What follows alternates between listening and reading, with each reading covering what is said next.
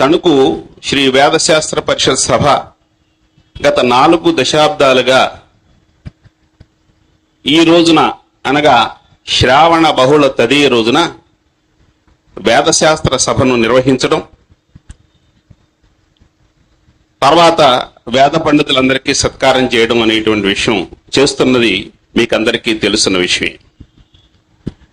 అయితే ఈ 4 దశాబ్దాలతో ఈ రోజున ఒక ప్రత్యేకత ఉన్నది. అదేమిటంటే అపౌరుషేయమైన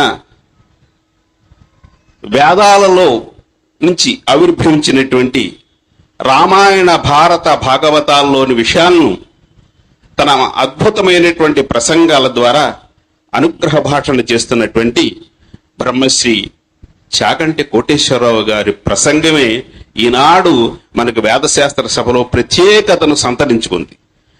అందుచేత ఈ కార్యక్రమానికి విచ్చేసిన వారందరికీ స్వాగతాంజలి తెలియజేస్తూ ఈ కార్యక్రమానికి ఆధ్యక్షం వహించవలసిందిగా మా వేదశాస్త్ర పరిషత్ సభ అధ్యక్షులు శ్రీ వేలమూరు సీతారామ శర్మ గారిని వేదిక మీకు సగౌరవంగా ఆహ్వానిస్తున్నాం.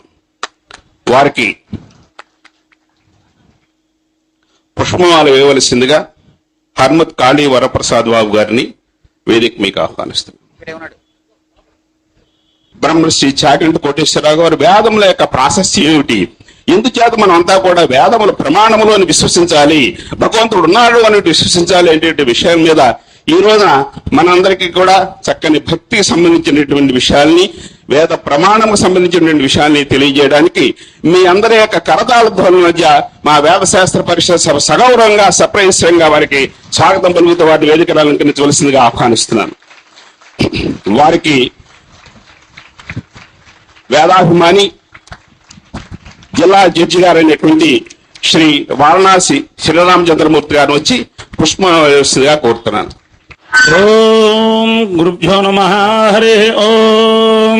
గణానాం త్వా గణానాం త్వా గణపతిం గణపతిం త్వా గణానాం త్వా గణపతిం గణపతిం గణపతిం త్వా గణపతిగో హవామహే హవామహే గణపతిం త్వా గణపతిగో హవామహే గణపతిగో హవామహే హవామహే గణపతిం గణపతిగో హవామహే కవిం కవిగో హవామహే గణపతిం గణపతిగో హవామహే కవిం గణపతిమితి గణపతిం హవామహే కవిం కవిగో హవామహే హవామహే కవిం కవీనాం కవీనాం కవిగో హవామహే హవామహే కవిం కవీనాం కవిం కవీనాం కవీనాం కవిం కవిం కవీనాముపమశ్రవస్తమం కవీనాం కవిం కవిం కవీనాముపమశ్రవస్తమం కవీనాముపమశ్రవస్తమముపమశ్రవస్తమం కవీనాం కవీనాముపమశ్రవస్తమం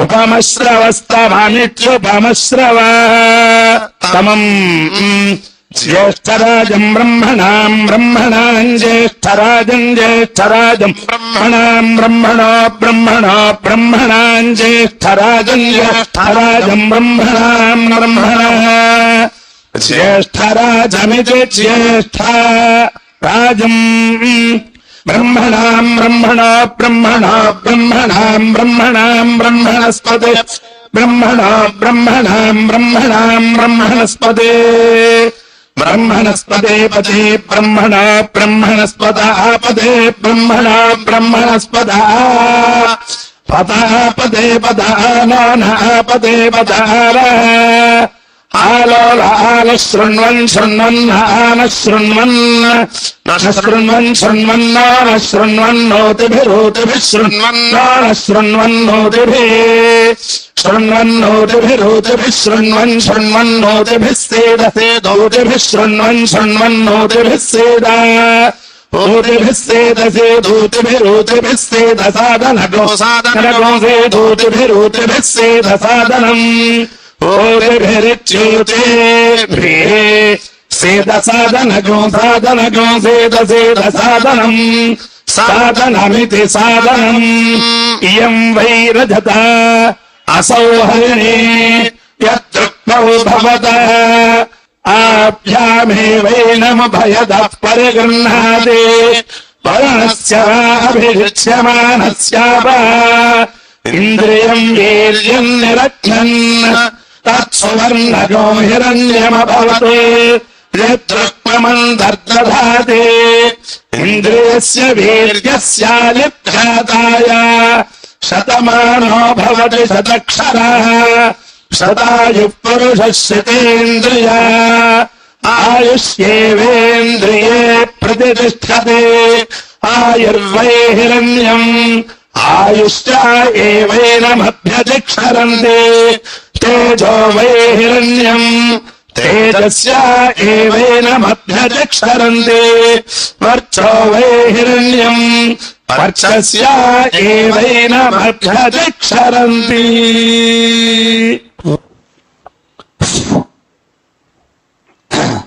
అందరికీ తెలుసు, కంచి కామకోటి పీఠాధీశ్వరులు చంద్రశేఖరేంద్ర మహాసరస్వతి స్వామి, ఆయనకి నడిచే దేవుడిని పేరు.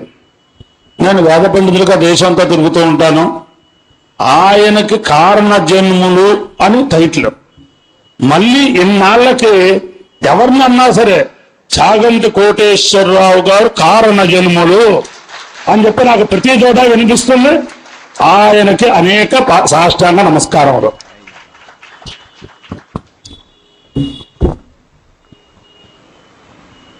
గురు బ్రహ్మ గురు దేవో మహేశ్వర గురు సాక్షాత్ పరబ్రహ్మ తస్మై శ్రీ గురవై నమః.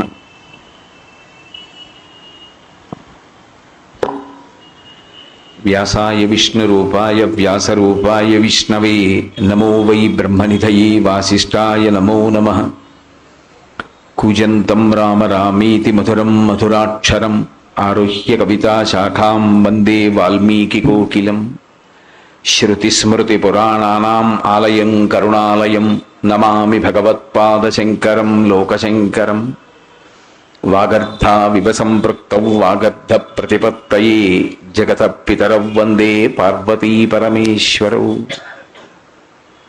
మనోజవం మరుతతుల్యవేగం జితేంద్రియం బుద్ధిమతాం వరిష్టం వాతాత్మజం వనరయూధముఖ్యం శ్రీరామదూతం శిరసా నమామి. ఆపదామపహర్తారం దాతారం సర్వసంపదాం లోకాభిరామం శ్రీరామం భూయో భూయో నమామ్యహం. హరి ఓం. పరమేశ్వర స్వరూపైన సభకి నమస్కారం. మా అమ్మగారు కష్టపడి ప్రసవ వేదన అనుభవించి నాకు జన్మనిచ్చినందుకు ఆవిడ పొందినటువంటి పరివేదన వృధా పోలేదు అని, నా జన్మలో వేదం చదువుకుని వేదార్థం తెలుసుకున్నటువంటి పెద్దలు ప్రతిరోజు వేదమంత్రములను ఆమ్నాయం చేయడం చేత పవిత్రమైనటువంటి కంఠములు కలిగినటువంటి వారు నా యందు అంత ప్రేమని చూపిస్తే వారి వాత్సల్యానికి నేను నోచుకుంటే ఇంకా నా జన్మకంతకన్నా కావలసింది ఏముంది. కాబట్టి ఏ లోకంలో ఉన్నా మా అమ్మగారు ఈరోజు సంతోషిస్తారు. వీడు వేదం చదువుకున్నటువంటి పెద్దల యొక్క వాత్సల్యాన్ని చూరగొన్నాడు, నేను పొందినటువంటి ప్రసవ వేదన ధన్యత పొందింది అని. కాబట్టి ఇవాల్టి రోజు నా జీవితంలో నాకు మధురానుభూతిగా మిగిలిపోయేటటువంటి రోజు. వేదముల యొక్క ప్రాశస్త్యం గురించి, వాని ఆవశ్యకత గురించి నన్ను 4 మాటలు మాట్లాడవలసినదిగా పెద్దలు ఆజ్ఞాపించారు. అన్నీ తెలుసున్నవారు వారు, వేదం చదువుకున్నవారు, వేదార్థమెరిగిన వారు వారు. వారి ముందు నేను మాట్లాడడం అంటే తగినటువంటి విషయం కాదు. అయినా ఒక తాతగారికి అత్యంత ప్రీతిపాత్రమైన విషయం ఏమిటి అంటే, బాగా పాండిత్యం ఉన్నటువంటి కొడుకు మాట్లాడడం కన్నా వచ్చి రాని మాటలు మాట్లాడేటటువంటి మనవడి మాటలే తాతకిష్టం అవుతాయి. అలా అన్నీ తెలిసిన్నటువంటి వారికి సంతోషం ఏమి అంటే, నాలా వచ్చి రాని వాడి మాటలే సంతోషంగా ఉంటాయి.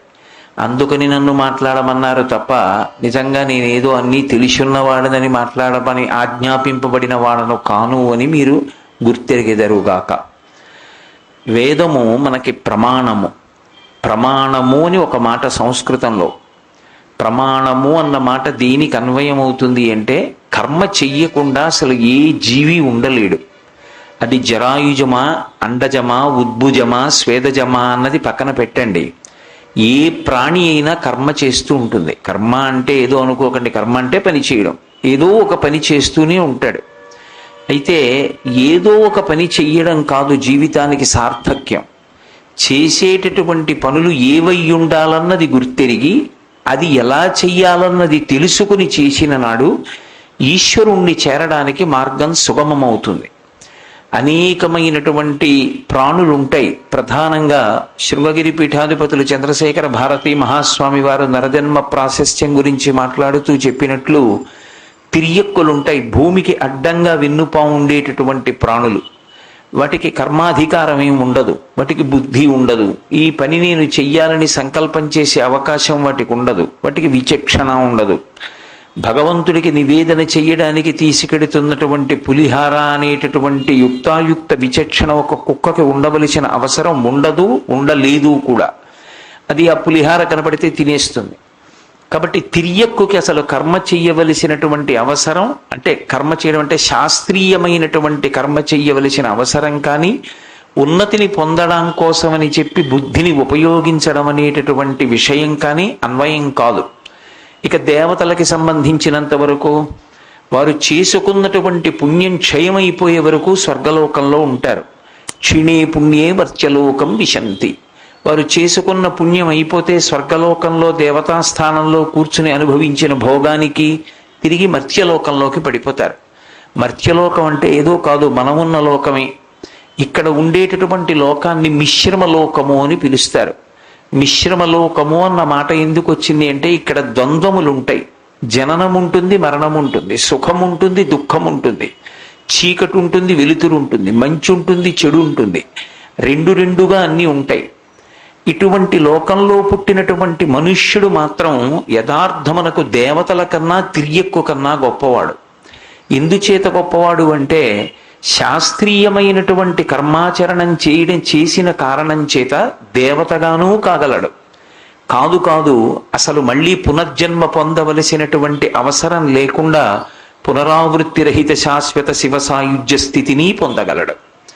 అలా పొందడానికి యోగ్యమైనటువంటి కర్మాచరణము చెయ్యగలిగినటువంటి అధికారమున్న ప్రాణి ఒక్క మనుష్యుడే. అయితే అధికారమున్నటువంటి ప్రాణి మనుష్యుడేమో కానీ కర్మ ఎలా చెయ్యాలి అన్నదానికి ఎవరు చెప్పినట్టు చేస్తే పరమేశ్వరుణ్ణి చేరుతాం? మీరు ఇలా ప్రవర్తించండి, ఇలా ఉండండి, స్నానం ఇలా చెయ్యండి, మీరు విభూతి ధారణ ఇలా చెయ్యండి, మీరు వస్త్రం ఇలా కట్టుకోవలసి ఉంటుంది, మీరు పూజ ఇందుకు చెయ్యవలసి ఉంటుంది, మీరు దేవతల్ని ఇలా ఆరాధన చెయ్యవలసి ఉంటుంది, నివేదన అన్న మాటకు అర్థం ఇలా ఉంటుంది, ధర్మచక్రం అంటే ఇలా ఉంటుంది అని చెప్పడానికి అధికారం ఎవరిది? ఎవరు చెప్పాలి? ఎవరు చెప్తే దాన్ని ప్రమాణంగా స్వీకరించవచ్చు అంటే ఏ పరమేశ్వరుడు ఈ సృష్టినంతటినీ చేశాడో ఆ పరమేశ్వరుడు చెప్పిన మాటయే ప్రమాణం అవుతుంది. పరమేశ్వరుడు చెప్పినటువంటిదే వేదం. వేదం ఒకటి, ఈశ్వరుడు ఒకటి కాదు. వేదమే ఈశ్వరుడు, ఈశ్వరుడే వేదము. ఎందుచేత అంటే నాకు నా ఊపిరికి తేడా ఉండదు. నా ఊపిరి నేను మొట్టమొదట ఎప్పుడు తీశానో అప్పుడు నేను ఉన్నాను, పుట్టానన్నారు. నా ఊపిరి నేను ఎంతకాలం తీస్తూ ఉంటానో అంతకాలము భవతి, ఉన్నాడు అంటారు. ఊపిరి లేనినాడు ఆ వ్యక్తి ఉండడు. ఊపిరికి వ్యక్తికి అభేదం. ఊపిరి తీయకుండా నేను మాట్లాడడం కూడా సాధ్యం కాదు. ఊపిరి తీస్తూ మాట్లాడలేను. తీసిన ఊపిరిని విడిచిపెడుతూ వేయించేస్తూ మాట్లాడాలి. పరమేశ్వరుని యొక్క మాటయే వేదం. అందుకే వేదము అపౌరుషేయము. అది ఒకరి చేత రచింపబడినది కాదు, అది ఈశ్వరుని యొక్క వాక్కు. అంటే ఈశ్వరుడు ఎప్పుడున్నాడు? అనాది. అనాది అయినటువంటి ఈశ్వరుడు ఎప్పుడున్నాడో వేదం కూడా అప్పుడే ఉంది. అందుకే వేద ధర్మములు కలిగినటువంటి విశ్వాసము కనుక మనని సనాతన ధర్మము అని పిలుస్తారు. దీనికి ఒక పేరు ఎందుకు పెట్టలేదు అని అడిగారు. దీనికి పేరు పెట్టవలసిన అవసరం రాలేదు. సుబ్బారావు అనబడేటటువంటి వ్యక్తి ఒక్కడే ఉన్నాడు అనుకోండి నా దగ్గర, సుబ్బారావుని పిలిస్తే అతను ఒకడే వస్తాడు. నేను తణుకు ఉపన్యాసాలకు వచ్చి ఇక్కడ ఒక రోజు ఉన్నాను అనుకోండి, నేను సుబ్బారావుని పిలిస్తే పలకడానికి ఇంకొక సుబ్బారావు కూడా ఇక్కడ ఉన్నాడు అనుకోండి, అప్పుడు నేను తణుకు సుబ్బారావు గారు, కాకినాడ సుబ్బారావు గారు అని వేరు చేయవలసి ఉంటుంది. అసలు ఉన్నది ఇదొక్కటే పరమేశ్వరుణ్ణి చేరడానికి కావలసినటువంటి మార్గాన్ని చెప్పినటువంటి ఏకైక సిద్ధాంతము. వినా వేరొకటి లేదు. ఇది ఒక్కటే ఉన్నప్పుడు దీనికి ఒక పేరు పెట్టవలసిన అవసరం కలగలేదు. అందుకే దీని పేరు సనాతన ధర్మము. తరువాతి కాలంలో అనేక మతములు వచ్చాయి. మతము అన్న మాటకు అర్థం మనుష్యుని యొక్క మతి నుండి పుట్టినది అని. అందుకే ఆయా మతములకు స్థాపకులు ఉంటారు. ఎవరో ఒక వ్యక్తి దాన్ని స్థాపించాడన్నవాడు ఉంటాడు. సనాతన ధర్మాన్ని ఎవరు స్థాపించారు అని అడిగారు అనుకోండి, సనాతన ధర్మాన్ని ఫలానా వారు స్థాపించారని చెప్పడానికి ఆధారాలు లేవు. అది పరమేశ్వర ప్రోక్తము. వేదము ప్రమాణవాక్యమై నిలబడి ఉన్నది. భగవంతుణ్ణి చేరడానికి మార్గాన్ని భగవంతుడే చెప్పాడు. అందుకే ఆయన ఊపిరి వేదమైంది. ఆయన ఊపిరి వేదం గనక, ఊపిరికి ఆయనకి అభేదం గనక ఆ పరమేశ్వరుడే వేదము యొక్క రూపాంతరముగా మారి ఉన్నాడు. కాబట్టి ఇప్పుడు అసలు భగవంతుణ్ణి చేరుకోవడానికి, ఒక మనుష్యుడు మనుష్యునిగా బ్రతకడానికి అనుష్ఠించవలసినటువంటి మార్గం తెలుసుకోవడానికి ఆధారమైనది ఏది అంటే శృతి ఒక్కటే. దాని పేరు శృతి. అది ఒకరి చేత రచింపబడినది కాదు. కానీ మరి ఇంతకాలం ఎలా ఉండగలిగింది, ఇంకా ఎందుకు ఉంటుంది అంటే, ఒక్క అక్షరం కూడా ఇందులో మార్పు చెందడానికి అవసరం ఏర్పడకుండా, అవకాశం లేకుండా దీన్ని జాగ్రత్త చేశారు. ఎంత జాగ్రత్త చేశారు అంటే, వేదం నేర్చుకునేటటువంటి వారు పుస్తకం చూసి చదువుకోరు, గురువు గారి దగ్గర కూర్చుని వినాలి. చెవి సాధనంగా ఉంటుంది. ఉదాత్త అనుదాత్త స్వరితమనేటటువంటి స్వరంతో, ఏ స్వరంతో ఎక్కడ ఏ మంత్రాన్ని ఎలా పలకాలో గురువుగారు పలుకుతుంటే, గురువుగారి దగ్గర విన్నటువంటి శిష్యుడు గురువుగారు ఎలా చెప్పారో అలా ఆ మంత్రాన్ని ఉచ్చరించడం నేర్చుకుంటాడు. అందుకే గురు శిష్య సంబంధంగా ప్రవహించేది వేదం తప్ప గ్రంథస్థమై చదువుకునేటటువంటిది వేదం కాదు. అంత పరమ పవిత్రమైనటువంటి వేదంలో ఒక అక్షరం కూడా మార్పు చెందకుండా ఉండడం కోసమని మనకి దాన్ని రకరకాలుగా వేదాన్ని చదివేటటువంటి పద్ధతులు లోకంలోకి వచ్చాయి. ఘనపాఠము అని ఒక పాఠం. వేదంలో ఉన్నటువంటి మంత్రంలోని మాటని ముందు వెనకలకి చేర్చి ఆ మంత్రాన్ని పఠిస్తారు. ఎందుచేత అంటే ఒక్కటే కారణం, అందులో ఒక అక్షరం కూడా మార్పు చెందడానికి వీలు లేదు. కాలం మారిపోయిందండి, ఇంకా వేదం పనికొస్తుందా అంటుంటారు. నేను ఒక్క ప్రశ్న అడుగుతాను, మీరు ఆలోచించండి. సంవత్సరాల లెక్క బట్టి చూసినా అసలు మొట్టమొదటి మనుష్యుడు పుట్టినప్పుడు పీల్చి బ్రతికినది గాలిని, ఇప్పుడు మనం పీల్చి బతుకుతున్నది గాలిని. ఆ తర్వాత ఎన్ని తరాలు వచ్చినా పీల్చి బ్రతకవలసినది గాలిని. బట్ట కట్టుకోవడం మారిందేమో, బ్రతికే విధానం మారిందేమో, కానీ బ్రతకడానికి ప్రాథమిక అవసరమైన గాలిని పీల్చడంలో మార్పు రాలేదు. వేదాన్ని అనుష్ఠించడంలో కూడా మార్పు రాదు. బ్రతకడానికి గాలి ఎటువంటిదో బ్రతుకు పండడానికి వేదం అటువంటిది. ఎందుచేత అంటే వేదము ఈశ్వర ప్రోక్తము కనుక. ఎవరు చెప్పాడో ఆయన తప్ప దాన్ని మార్చగలిగిన వాడు లేడు. మార్చవలసిన అవసరం పరమేశ్వరునికి ఉండదు. ఎందుకంటే అది వినా వేరొక మార్గము లేదు కనుక. అలా బ్రతకమని ఈశ్వరుడు వేదం ద్వారా మనకి చెప్పాడు. అందుకే ప్రమాణములు అని 5 పెద్దలు చెప్తారు. శృతి, స్మృతి, పురాణము, శిష్టాచారము, ఆ తర్వాత అంతరాత్మ ప్రబోధము. మొట్టమొదటి ప్రమాణం ఏది అంటే వేదం. వేదం ఎలా చెప్పిందో అలాగే బ్రతకాలి. వేదం నేను చదువుకోలేదండి, వేదార్థం నాకు తెలియదండి అంటే స్మృతి వాక్యాన్ని పాటించాలి.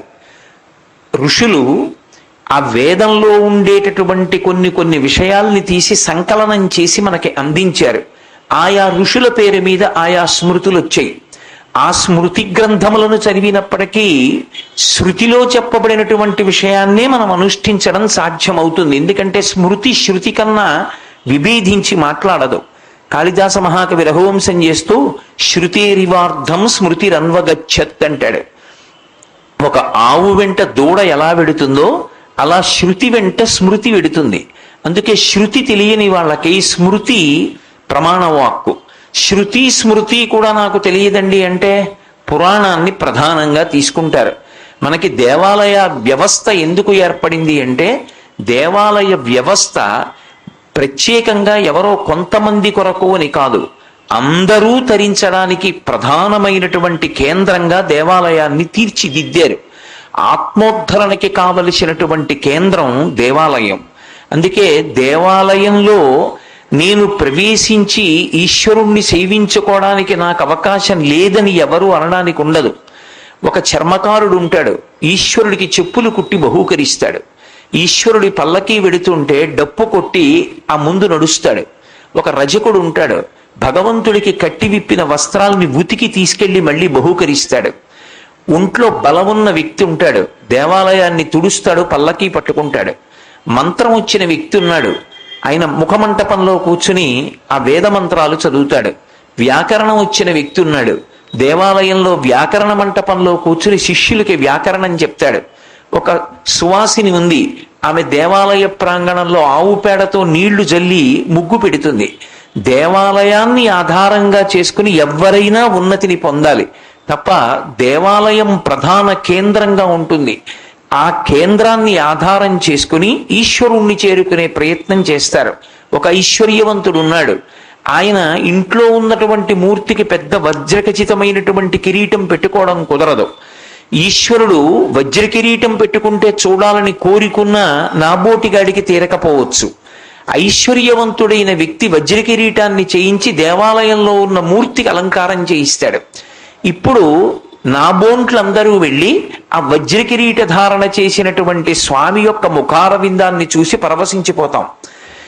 ధనికుడికి నిర్ధనుడికి, బలం ఉన్నవాడికి బలం లేనివాడికి, చదువు వచ్చిన వాడికి చదువు రానివాడికి, అందరికీ కూడా ఈశ్వరుణ్ణి చేరుకోవడానికి మార్గం ఎక్కడ పెట్టారు అంటే దేవాలయ వ్యవస్థ యందు పెట్టారు.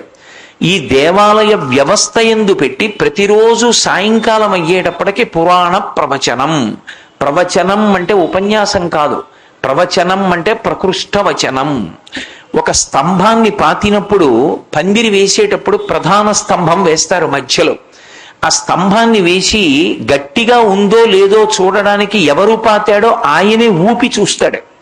ఆ స్తంభం కొద్దిగా ఊగుతోందని అనుమానం వచ్చిందనుకోండి, మరికొన్ని రాళ్లు తెచ్చి ఆ స్తంభం మొదట్లో వేసి గుణపాన్ని వెనక్కి తిప్పి గుచ్చుతాడు.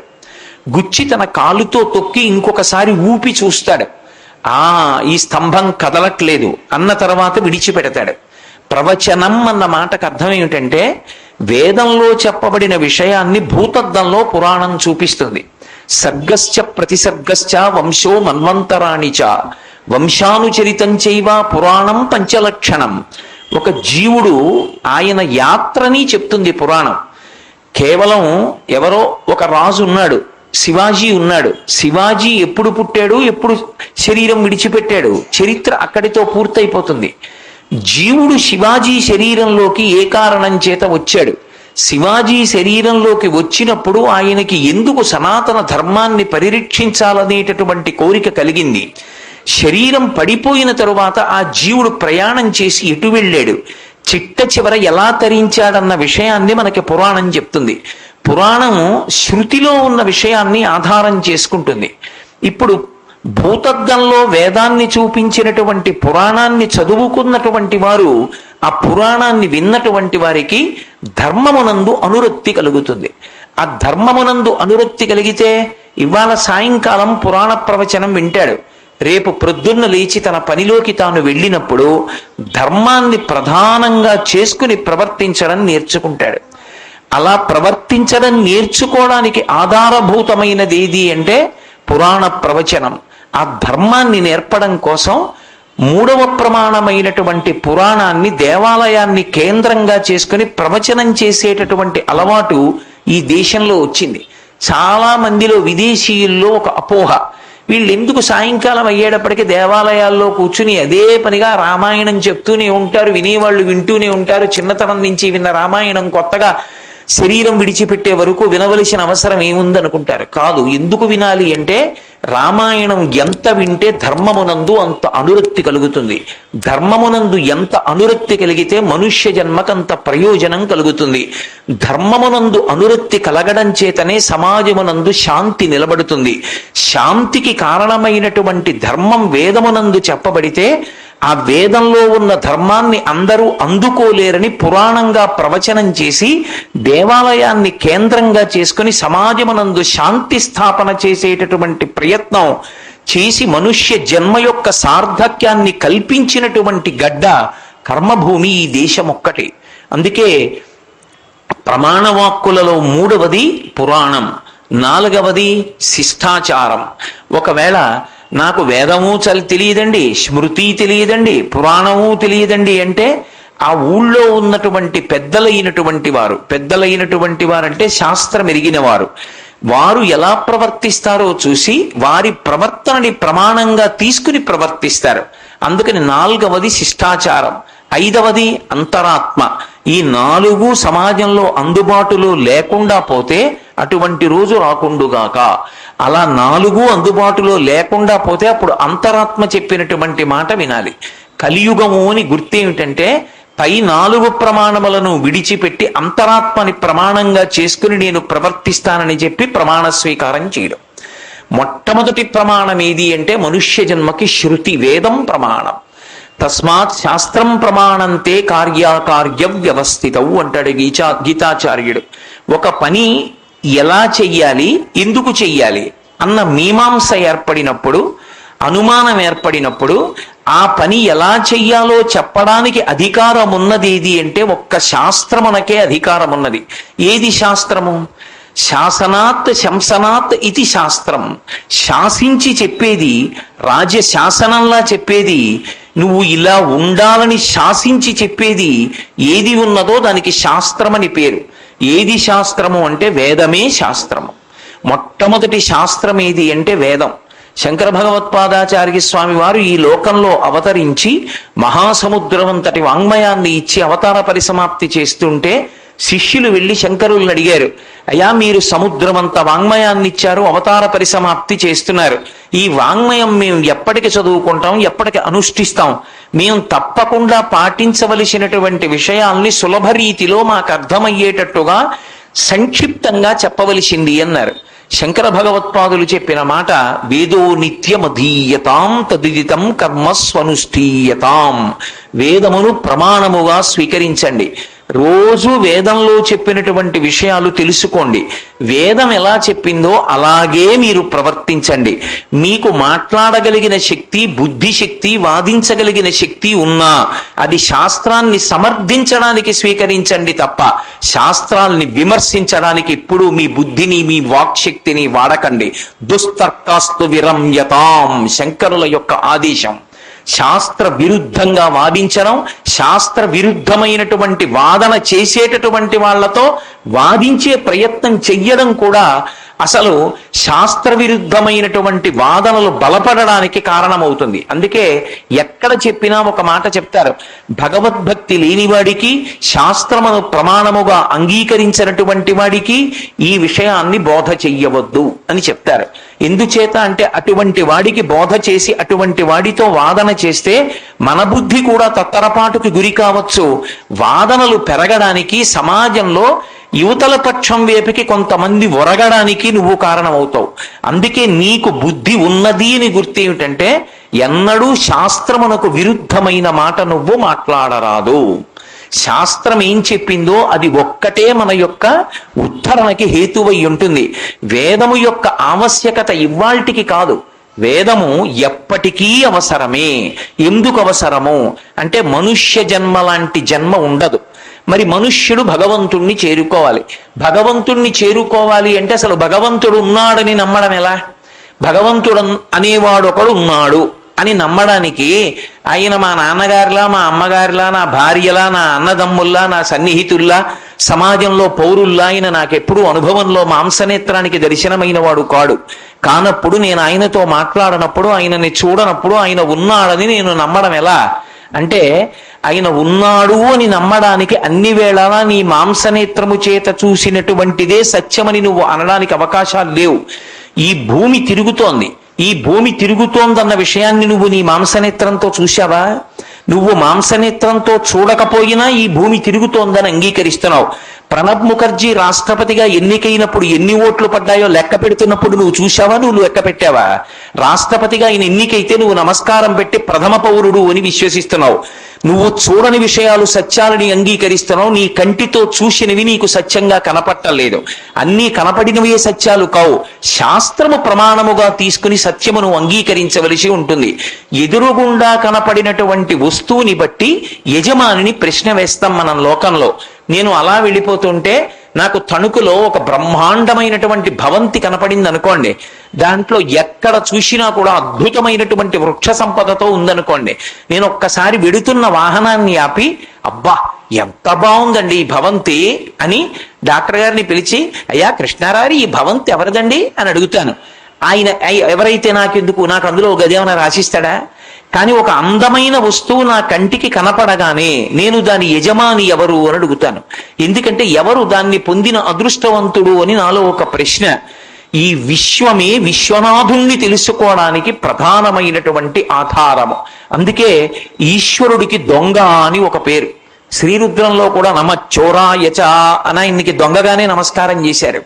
అన్నమాచార్యుల వారు కీర్తన చేస్తూ, గులు తిరిగిన దొంగ గూ గూ గూ వాడు గుడిలోనే దాగేనే గూ గూ గూ అంటారు.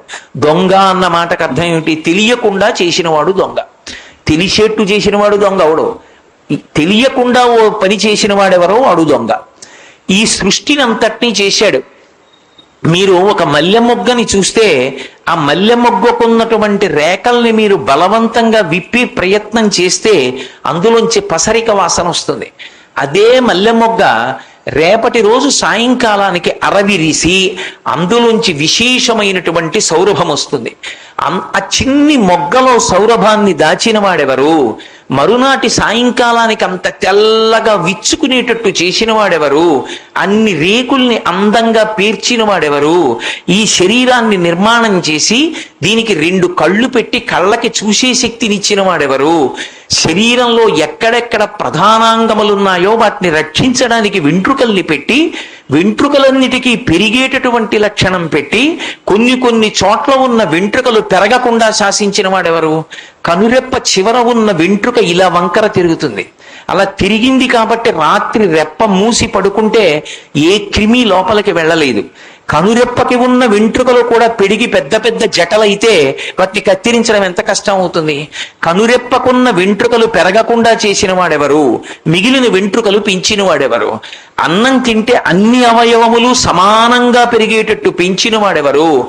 లోపల అన్నం అయిపోతే ఆకలేస్తోందిరా అని లోపల మంట పుట్టించి ఇందులో పదార్థం పడైరా అని చెప్పిన వాడెవరు? ఇందులో నీళ్లు అయిపోయాయిరా, ఇందులో నీళ్లు పోయిరా అని చెప్పిన వాడెవరు? రాత్రి నిద్రపోయినప్పుడు ఆఫీస్ ఫైల్ ఒకటి చూడమంటే నిద్రపోతూ ఎలా చేస్తానండి అంటావు. నిద్రపోతున్నప్పుడు నీ ఊపిరిని నీకు తీసి నిన్ను నిలబెట్టిన వాడెవరు? యావత్ పవనో నివసతి దేహే తావత్ పృచ్చతి కుశలంగేహే గతవతి వాయో దేహాపాయే భార్యా బిభ్యతి తస్మిన్ కాయే అంటారు శంకర భగవత్పాదులు. రాత్రి నిద్రపోయినప్పుడు ఊపిరి తీయించిన వాడెవరు? రాత్రి పదార్థం అంతా తిని పడుకుంటే తెల్లవారేటప్పటికి జీర్ణం చేసి అందులో ఉన్నటువంటి ప్రధానమైనటువంటి పదార్థాన్ని శక్తిగా రక్తంలోకి కలిపి మిగిలిపోయినటువంటి పిప్పిని బయటికి పంపించడానికి సిద్ధం చేసి సంవరణీకండరములు సడలిపోయేటట్టుగా చేసిన వాడెవరు? ఇందులోకి నీరు కావలసి వస్తే బ్రహ్మాండంలో నీరు పెట్టి బ్రహ్మాండంలో నీరు పిండాండంలో పోస్తే పిండాండంలో మిగిలిపోయినటువంటి మలినమైన జలాన్ని మళ్ళీ పుచ్చుకోవడానికి బ్రహ్మాండంలో ఏర్పాటు చేసినటువంటి మహానుభావుడెవరు? ఇన్ని ప్రాణులు పడిపోతే ధనంజయ వాయు రూపంలో ఆ శరీరములన్నీ కూడా మళ్ళీ పగిలిపోయి భూమిలో కలిసిపోయేటట్టుగా చేస్తున్న వాడెవరు? వాడెవరో నీ కంటికి కనపడకపోవచ్చు. అన్నీ నీ కంటికి కనపడడం కేవలం నీకు ఉన్నదని తెలిసినంత మాత్రం చేత సాధ్యం కాదు. నెయ్యి ఎక్కడి నుంచి వస్తుంది అంటే పాలలోంచే వస్తుంది. అది పరమసత్యం. నెయ్యి ఎక్కడుంటుంది? పాలలోనే ఉంటుంది. కానీ పాలలో నేతిని చూపించండి అంటే సాధ్యం కాదు. కొంత పరిశ్రమ చెయ్యాలి. ఆ పాలు కాచాలి, తోడు పెట్టాలి, పెరుగు చెయ్యాలి, కవ్వం దింపాలి, చిలకాలి, మజ్జిగ చెయ్యాలి, మజ్జిగలోంచి వెన్న తేలాలి, వెన్నని గిన్నెలో పోసి పొయ్యి మీద కరగబెడితే నెయ్యి రావాలి. వచ్చిన నెయ్యి ఎక్కడి నుంచి వచ్చింది? పాలలోంచే వచ్చింది. పాలలోంచి వచ్చిన నెయ్యి పాలలో కనపడుతోందా? కొంత సాధన చేస్తే కనపడుతోంది. విశ్వమంతటా నిండిన విశ్వనాథుడు కనపడాలంటే కొంత సాధన చేస్తే కనపడతాడని వేదం చెప్తోంది. వేదాహమేతం పురుషం మహాంతం ఆదిత్యవర్ణం తమసస్తు పారే సర్వాణి రూపాణి విచిత్య ధీర నామాని కృత్వాభివదన్యదాస్తే. ఆయన ప్రతిజ్ఞ కూడా అదే, పరిత్రాణాయ సాధూనాం వినాశాయ చ దుష్కృతాం. ఏదో ధర్మాన్ని పాడు చేసేవాడిని చంపడానికి వస్తానని ముందు మాట అనలేదు. అంతటా నిండిపోయినటువంటి నన్ను సాకారంగా మాంసనేత్రంతో చూడడానికి వీలుగా కనపడమని నా గురించి పరితపించేటటువంటి పరమభక్తుడైన వాడు ఎక్కడున్నాడో వాడి కోసం నేను వస్తానని చెప్పాడు ఆయన. మీరు ప్రహ్లాదోపాఖ్యానమే చూడండి. ప్రహ్లాదోపాఖ్యానంలో నిజంగా హిరణ్యకశిపుణ్ణి సంహరించడానికి వచ్చింది ఆ నరసింహావతారం? అందుకు రాలేదు. అందుకే అవతారము అన్న మాట వాడింది సనాతన ధర్మం. అవతార అన్న మాటకు అర్థం ఏంటంటే తార అంటే ఎక్కడో ఎత్తున ఉన్నది, తారస్థాయిలో పాట పాడారంటారు. అంటే తార అంటే పై స్థాయి, అవతార కిందకొచ్చింది. నీ కంటితో చూడడానికి అనువు కానటువంటి పదార్థం ఏది అత్యతిష్ట దశాంగుళం అని బ్రహ్మాండము కన్నా 10 అంగుళముల పై వరకు పెరిగిపోయిందో అది నీ మాంసనేత్రము చేత చూడడానికి యోగ్యము కానిది. దానిని నేను చూసి తీరాలని పరమభక్తితో నీవు నిలబడినప్పుడు నీ భక్తికి వశుడైనటువంటి పరమాత్మ కిందకి దిగి వచ్చి మన కంటికి దర్శనమయ్యేటట్టుగా ఎదురుకుండా నిలబడినటువంటి ఈశ్వరుని యొక్క కరుణా విశేషమునకు అవతారము అని పేరు. ఎందుకు వచ్చింది నరసింహావతారం? కేవలం హిరణ్యకశపుణ్ణి సంహరించడానికి రాలేదు. చాలా చిన్న పిల్లవాడు, భగవంతుని యందు పరమ విశ్వాసమున్నటువంటి వాడు. ఇందుకలడందులేడని సందేహము వలదు చక్రి సర్వోపగతుండు, ఎందెందు వెదకి చూచిన అందందే కలడు దానవగ్రని వింటే అన్నాడు. శృతి ప్రమాణాన్ని చెప్పాడు. ఎక్కడున్నాడని అడుగుతామేమిట్లా అన్నా అది బుద్ధి లేని మాట. ఎక్కడున్నాడని అడక్కు, అంతటా ఉన్నాడు. నీకు వెతికి చూడగలిగిన కన్నుంటే విష్ణువు లేని ప్రదేశము లేదు. విష్ణువు అంటేనే వ్యాపకత్వం. అటువంటి విష్ణువు అంతటా ఉన్నాడు నాన్న అన్నాడు. అంతటా ఉన్నాడని నువ్వు అంటున్నావు, నేను ఎక్కడ చూపిస్తే అక్కడి నుంచి వస్తాడా అని అడిగాడు హిరణ్యకశిపుడు. వస్తాడు. ఇది ప్రహ్లాదుని యొక్క భక్తి. ఈశ్వరుడు ఉన్నాడు, అంతటా ఉన్నాడు, మా నాన్న వేలు ఎక్కడ పెడితే అక్కడి నుంచి వస్తాడు. ఇప్పుడు హిరణ్యకశిపుడు వేలు ఎక్కడ పెడతాడో ప్రహ్లాదుడికి తెలుసా? తెలియదు. కానీ అది ఆయన నమ్మకం, భగవంతుడి మీద విశ్వాసం. ప్రహ్లాదుడికి శ్రీమన్నారాయణ దర్శనం అయిందని భాగవతంలో ఉందా? లేదు. కానీ ఉన్నాడని నమ్మాడు, నమ్మి మాట్లాడాడు. ఉన్నాడు ఈశ్వరుడు. ఉన్నాడని నమ్మడానికి కారణం పెద్దల వాక్కు. నారదుడు చెప్పిన మాట నమ్మాడు. నారదుడు శృతిని నమ్మాడు. నారదుడికి ఈశ్వర దర్శనమైంది. అంతటా ఉన్నాడు, అంతటా ఉన్నాడన్నాడు. అయితే ఇక్కడుంటాడా అని అడగడానికి ఇలా తిప్పుతున్నాడు చెయ్య హిరణ్యకశిపుడు. ఎక్కడాపుతాడో తెలియదు. ఇప్పుడు పరమేశ్వరుడి యొక్క మొట్టమొదటి కర్తవ్యం ఏమి అంటే తన భక్తుడైనటువంటి ప్రహ్లాదుని యొక్క మాట సత్యం చెయ్యాలి. హిరణ్యకశిపుడి వేలు ఎక్కడాగితే అక్కడి నుంచి తాను రావాలి. ఆ వచ్చినప్పుడు బ్రహ్మగారిచ్చిన వరాన్ని నిజం చెయ్యాలి. గాలిన్ కుంభిని అగ్ని అంబోల ఆకాశస్థలిన్ దిక్కులన్ రేలన్ ఘస్రమలన్ తమప్రబల భూరిగ్రాహ వ్యాళాదిత్య నరాది జంతు కలహం వ్యాప్తిన్ సమస్త్రాస్త్ర శస్త్రాళిన్ మృత్యువి లేని జీవనము లోకాధీశ ఇప్పించవే అని అడిగాడు. బ్రహ్మగారు ఏ వరాలు ఇచ్చాడో ఆ వరాలన్నిటికీ మినహాయింపుగా వచ్చి హిరణ్యకశిపుణ్ణి సంహరించాలి. మొదటి ప్రయోజనం ప్రహ్లాదుడి మాట నిలబెట్టాలి. అందుకే పోతన గారు మహానుభావుడు. పోతన గారికి తెలియనటువంటి ప్రమాణాలు లేవు. అందుకే పోతన గారి పద్యం అంత అద్భుతంగా పడింది. హరి సర్వాకృతులం కలండనచు ప్రహ్లాదుండు భాషింప, ఎందును లేడు లేడనుచు దైత్యుండు తర్జింప, శ్రీనరసింహకృతి దాల్చనచ్యుతుడు నానాజంగమ స్థావరోత్తర గర్భంబుల అన్ని దేశముల ఉద్దండ ప్రభావంబునన్. ఇప్పుడు ఈ బ్రహ్మాండమే ఒక నరసింహం అయిపోయింది. ఎక్కడ వేలు చూపిస్తే అక్కడి నుంచి రావడానికి సిద్ధంగా ఉన్నాడు. ఒక స్తంభాన్ని చూపించాడు, వస్తాడా? వస్తాడు. అరిచేత్తో కొట్టాడు, అందులోంచి వచ్చింది నరసింహావతారం. ఉన్నాడు ఉన్నాడన్న నమ్మకం నీకుంటే ఎక్కడ నుంచైనా వాడు వస్తాడు. సాకారంగా రావాలేమో కానీ వాడు లేని ప్రదేశం మాత్రం లేదు. కాళహస్తీశ్వర శతకంలో ధూర్జటి గుండెలు బాదుకున్నాడు. నీ రూపంబు తలంపగా నేగాన మోకాలు స్త్రీచన్నో కుంచమో మేకపింటికయో. అసలు నీ రూపం ఏదని నేను చెప్పను. మేక పింటికలో కూడా ఆయన ఒకసారి కనపడ్డాడు. ఈ జిల్లాలోనే జరిగింది. ఆచంట అన్న గ్రామంలో శివాలయంలోకి వెడితే శివలింగ దర్శనం చేయడానికి అవకాశం కలగకపోతే ఒక మేకల్ని కాసుకునే వ్యక్తి వెళ్ళిపోతున్నాడు. ఆయనకి శివాలయంలో చూశాడు. శివలింగానికి అభిషేకం చెయ్యాలని కోరిక. ఎక్కడ దొరుకుతుంది శివలింగం? వెడుతుంటే మేక పెంటికలు వదిలిపెట్టింది. ఓ పెంటిక దొల్లి భూమి మీద నిలబడితే శివలింగంలా కనపడింది. ఆ మేకపాలే పితికి శివ శివ శివ శివ శివ శివ శివ అంటూ పోశాడు. ఆయన భక్తికి మెచ్చుకున్నాడు పరమేశ్వరుడు. ఆయన భక్తికి మెచ్చుకుని ఆ మేక పెంటికలోంచి వచ్చాడు. కాటము నుండి వచ్చాడు కాబట్టి కాటేశ్వరుడు అయ్యాడు. కాటేశ్వరుడు అంటే మోటుగా ఉందని కోటేశ్వరుడు అయ్యాడు తప్ప ఆయన వచ్చింది ఒక మేక పెంటికలోంచి. ఆయన లేనిది ఎక్కడుంది? అంతర్బహిష్య తత్సర్వం వ్యాప్య నారాయణ స్థిత. మనకు అసహ్యంగా ఉంటుందేమో చెప్పడానికి, కానీ పరమేశ్వరుడికి అసహ్యాలు లేవు. ఒక సూర్యుండు సమస్త జీవులకు తానొక్కొక్కడై తోచు పోలిక ఏ దేవుడు సర్వకాలము మహాలీలన్ నిజోత్పన్న సస్య కదంబ హృత్సరోరుహములన్ నానా విధానో రూపకుడయ్యు అట్టి చూపు అంటాడు భీష్మాచార్యుల వారు స్తోత్రం చేస్తూ. సూర్యుడు ఒక్కొక్కరికి ఒక్కొక్క సూర్యుడిలా కనపడినట్టే భగవంతుడు ఎవరికి వాడికి తను భగవంతుణ్ణి ఆరాధిస్తున్నట్లు కనపడతాడు తప్ప ఉన్న ఒక్క భగవంతుడు అంతటా వ్యాప్తి చెంది ఉంటాడు. అంతటా భగవంతుడు ఉన్నాడనేటటువంటి పరమ ప్రమాణాన్ని మనకి అందించేటటువంటి మొదటిది వేదం. ఈశ్వరుడు ఉన్నాడు అని నమ్మడానికి అత్యంత హీనపక్షంలో ఆధారమేది అంటే, నువ్వు ఒక వస్తువుని చూసి యజమానిని అడిగినట్టే విశ్వాన్ని చూసినప్పుడు విశ్వనాథుణ్ణి అడగవలసిందే, ఎవరు దీన్ని సృష్టించినవాడు అని. శంకర భగవత్పాదులు భగవంతుడు లేడన్నవాణ్ణి ఒక ప్రశ్న వేశారు. కాతే కాంత, ఏమిరా నా భార్య అని అంత విర్రవీగిపోతావే, మీ భార్య ఎక్కడి నుంచి వచ్చింది చెప్పన్నారు. ఎక్కడి నుంచి రావడం ఏంటి? మా అత్తగారి కడుపున పుట్టింది. మీ అత్తగారి కడుపులోకి ఎక్కడి నుంచి వచ్చింది? బయటికి రావడానికి ఎక్కడి నుంచో వచ్చి ఉండాలిగా. ఎక్కడి నుంచి వచ్చింది? ఏమో నాకేం తెలుసు. పోని మీ ఆవిడ సంగతి తెలియదు. కస్తే పుత్ర, నీ కొడుకు ఎక్కడి నుంచి వచ్చాడు? మా ఆవిడ కడుపులోంచి వచ్చాడు. మీ ఆవిడ కడుపులోకి ఎక్కడి నుంచి వచ్చాడు?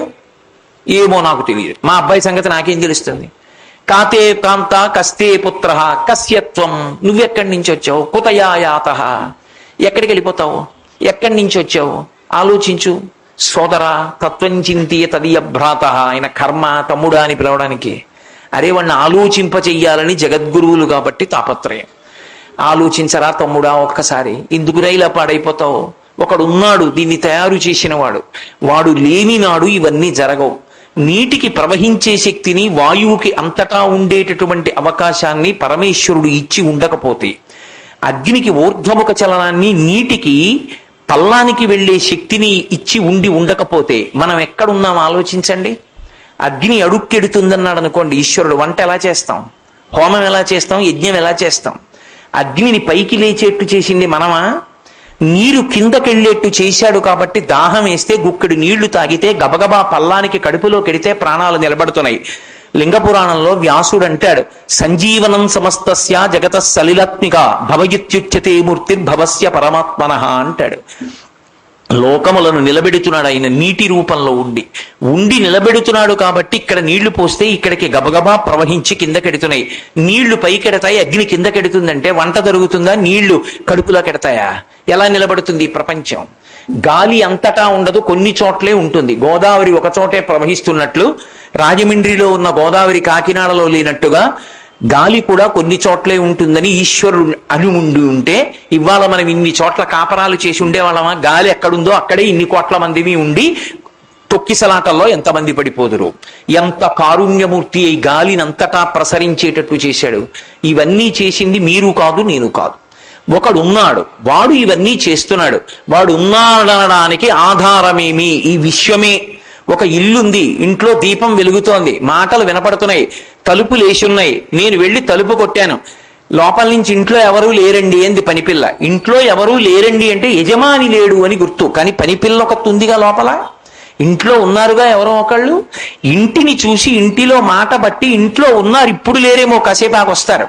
ఇంట్లో దీపాల్ని బట్టి, ఇంటి తోరణాన్ని బట్టి, ఇంటి ముందు వాహనాన్ని బట్టి, ఇంట్లో చప్పుడు బట్టి ఇంట్లో ఉన్నారని చెప్పినట్టే ఈ విశ్వము యొక్క పరిణామాన్ని బట్టి, మల్లె పువ్వు విచ్చుకోవడాన్ని బట్టి, బంతి పువ్వు మీద రేఖల్ని అంత అద్భుతంగా కూర్చోపెట్టినటువంటి విధానాన్ని బట్టి, అసలు ఈ శరీరాన్ని తయారు చేసినప్పుడు ఇందులో మూత్రపిండాల్ని పావలా పెట్టి కొనుక్కున్నామా? గుండెకాయని ₹1 పెట్టి తెచ్చుకున్నామా?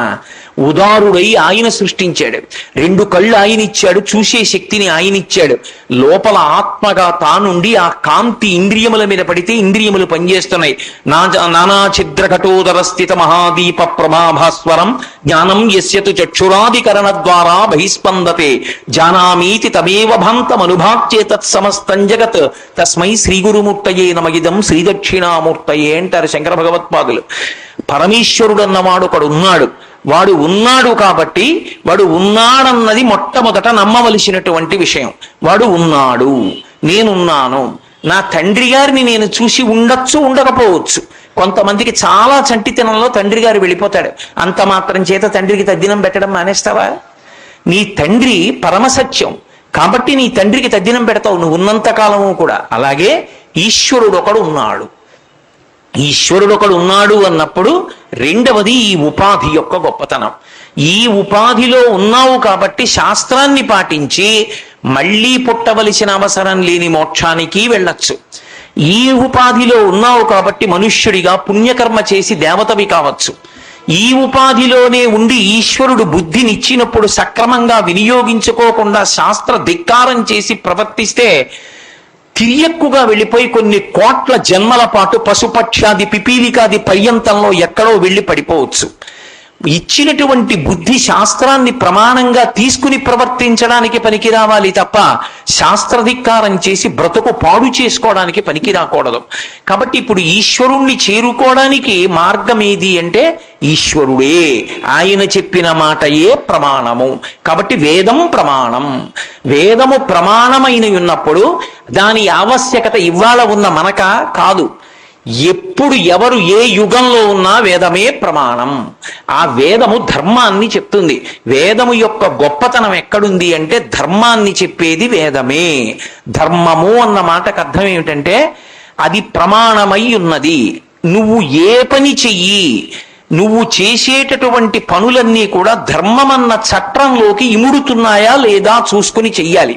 ఎందుచేత అంటే మీరు ఒక్క విషయాన్ని బాగా జ్ఞాపకం పెట్టుకోండి. నేను కొన్ని గంటల ప్రసంగం చెయ్యక్కర్లేదు, ఒక్క మాట చెప్తాను, గుర్తుపెట్టుకోండి.